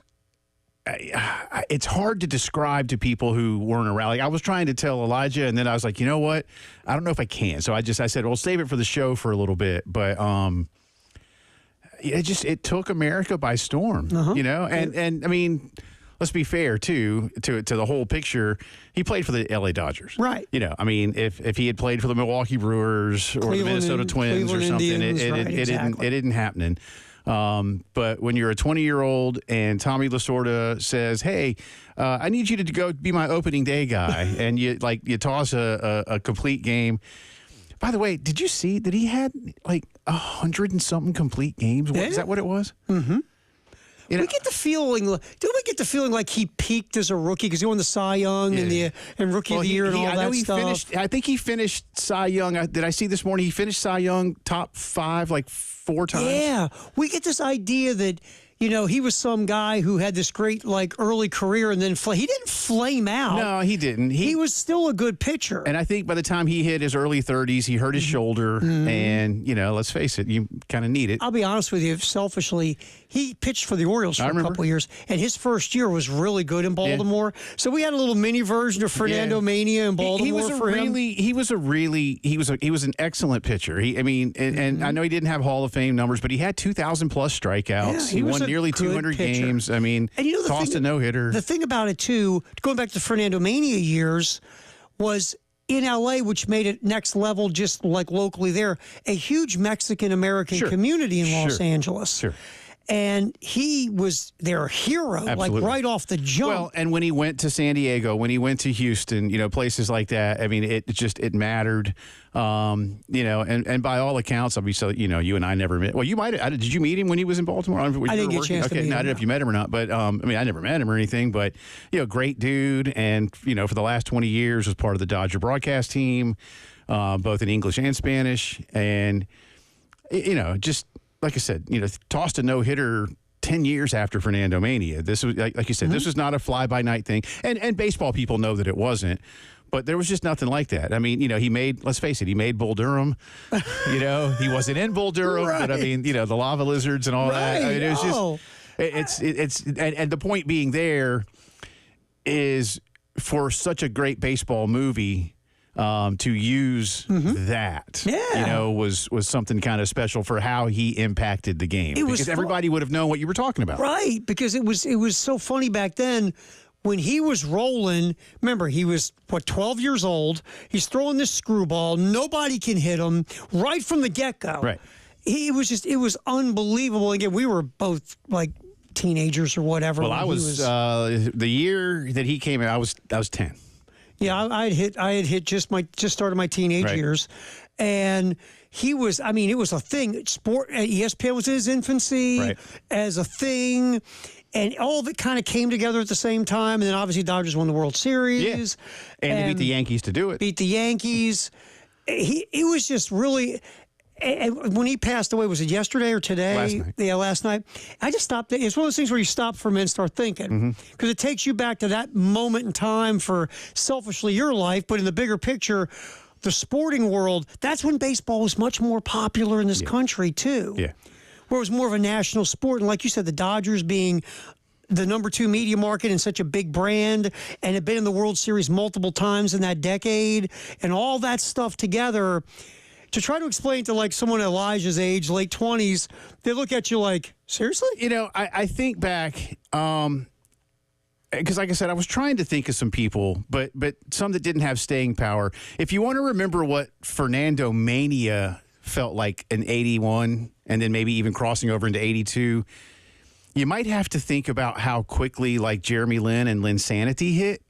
That's a good one. But Jeremy Lin, then he didn't, and I'm not knocking Lin, but it didn't, it fizzled out yeah, fast. He wasn't going to be that guy, and that's the thing. Like Fernando, like I said, he finished in the top 5 of the Cy Young vote 3 other times in his career. Right. Usually those things, those phenomenons like that, like Linsanity was quick and fizzled out, right? It just went, it was a thing. And we had social media already, and it was fun, and it was a great story, and it popped onto the scene, you know, and that's why I say, in today's world, those things just come in and out more quickly. I'll tell you, maybe not the same, because Fernando Mania was just such a thing on its own, and what it did culturally at that time. Yeah. The Caitlin Clark phenomenon's been an interesting thing. For women's basketball. Yeah, and she's sustaining it. So it's when she popped on the scene, it became a thing. I think especially her senior year, her last year at Iowa, and then her first year in the WNBA. And it was all really 1 year, to be honest, to kind of float into each other. That might be the closest thing I can think off the top of my head is something, because again, it's not like culturally, but it is for like, you know, for the women's game. Let's just be real, not to be disrespectful to everybody else who's played it, but just the perfect storm has worked to where she has helped lift awareness of women's basketball in this country. Yeah. But the Fernando thing was just because again, there's no you know, and with Caitlin, like I say, and it's not with Linsanity and a host of other things that can be pop culture phenomenons that are crossovers. Today, they are all spread so much more quickly because of social media. Sure. And again, to sound like old dude, you and me, you know, back then, you know, even cable television was still in its relative infancy. I mean, this was all done on broadcast, you know, Sports Illustrated, Sporting News, Baseball America. And I remember you saw that on your late local news. Your local sports would show Fernando starts. Or like you and I loved the old George Michael sports machine. Yeah, you see it on the sports machine, I mean, man. But he, and again, he was really good for a long time, but a great dude. And I was really sad when I woke up and saw it this morning, and I was really bummed out, man. And you'll appreciate this too. I mean, for me as a Braves fan, the Braves were in the NL West back then, so the Braves and Dodgers saw each other 18 times a year, and so even though I just told Elijah, one of the teams I've never seen in person is the Dodgers. So I only saw him on television. Right, but it was just it was cool. You know what else too is it goes on when these things happen too. Since we're sitting here acting like old dudes, real quick, is the idea when you see these people dying. You start thinking about, man, I remember that when I was this age, or I was a kid, or I remember I'm watching this then, and you start going, then you do this one. Man, I'm getting old. Yeah. Well, that's what I say. He was only 63. He's not even 10 years older than me. So. Right. But R.I.P. Fernando. We'll talk more about him a little bit later. Isn't it funny, too, as we get older, we say this, only 63? Right. Isn't that funny? Yeah. Good hanging out with you, brother, like always. Yeah. Doing our little handoff. We got Joe Rexrode from The Athletic and the voice of the Gamecocks, Derek Scott. All righty. Fine job, Ed Bird. Jay, Elijah, halftime post-game show coming 107.5 The Game. Broadcasting live from the Herndon Chevrolet Studios. Take up to $20K off new Silverados. Stop by or shop online today and see why Herndon Chevrolet makes you smile. Together, let's drive.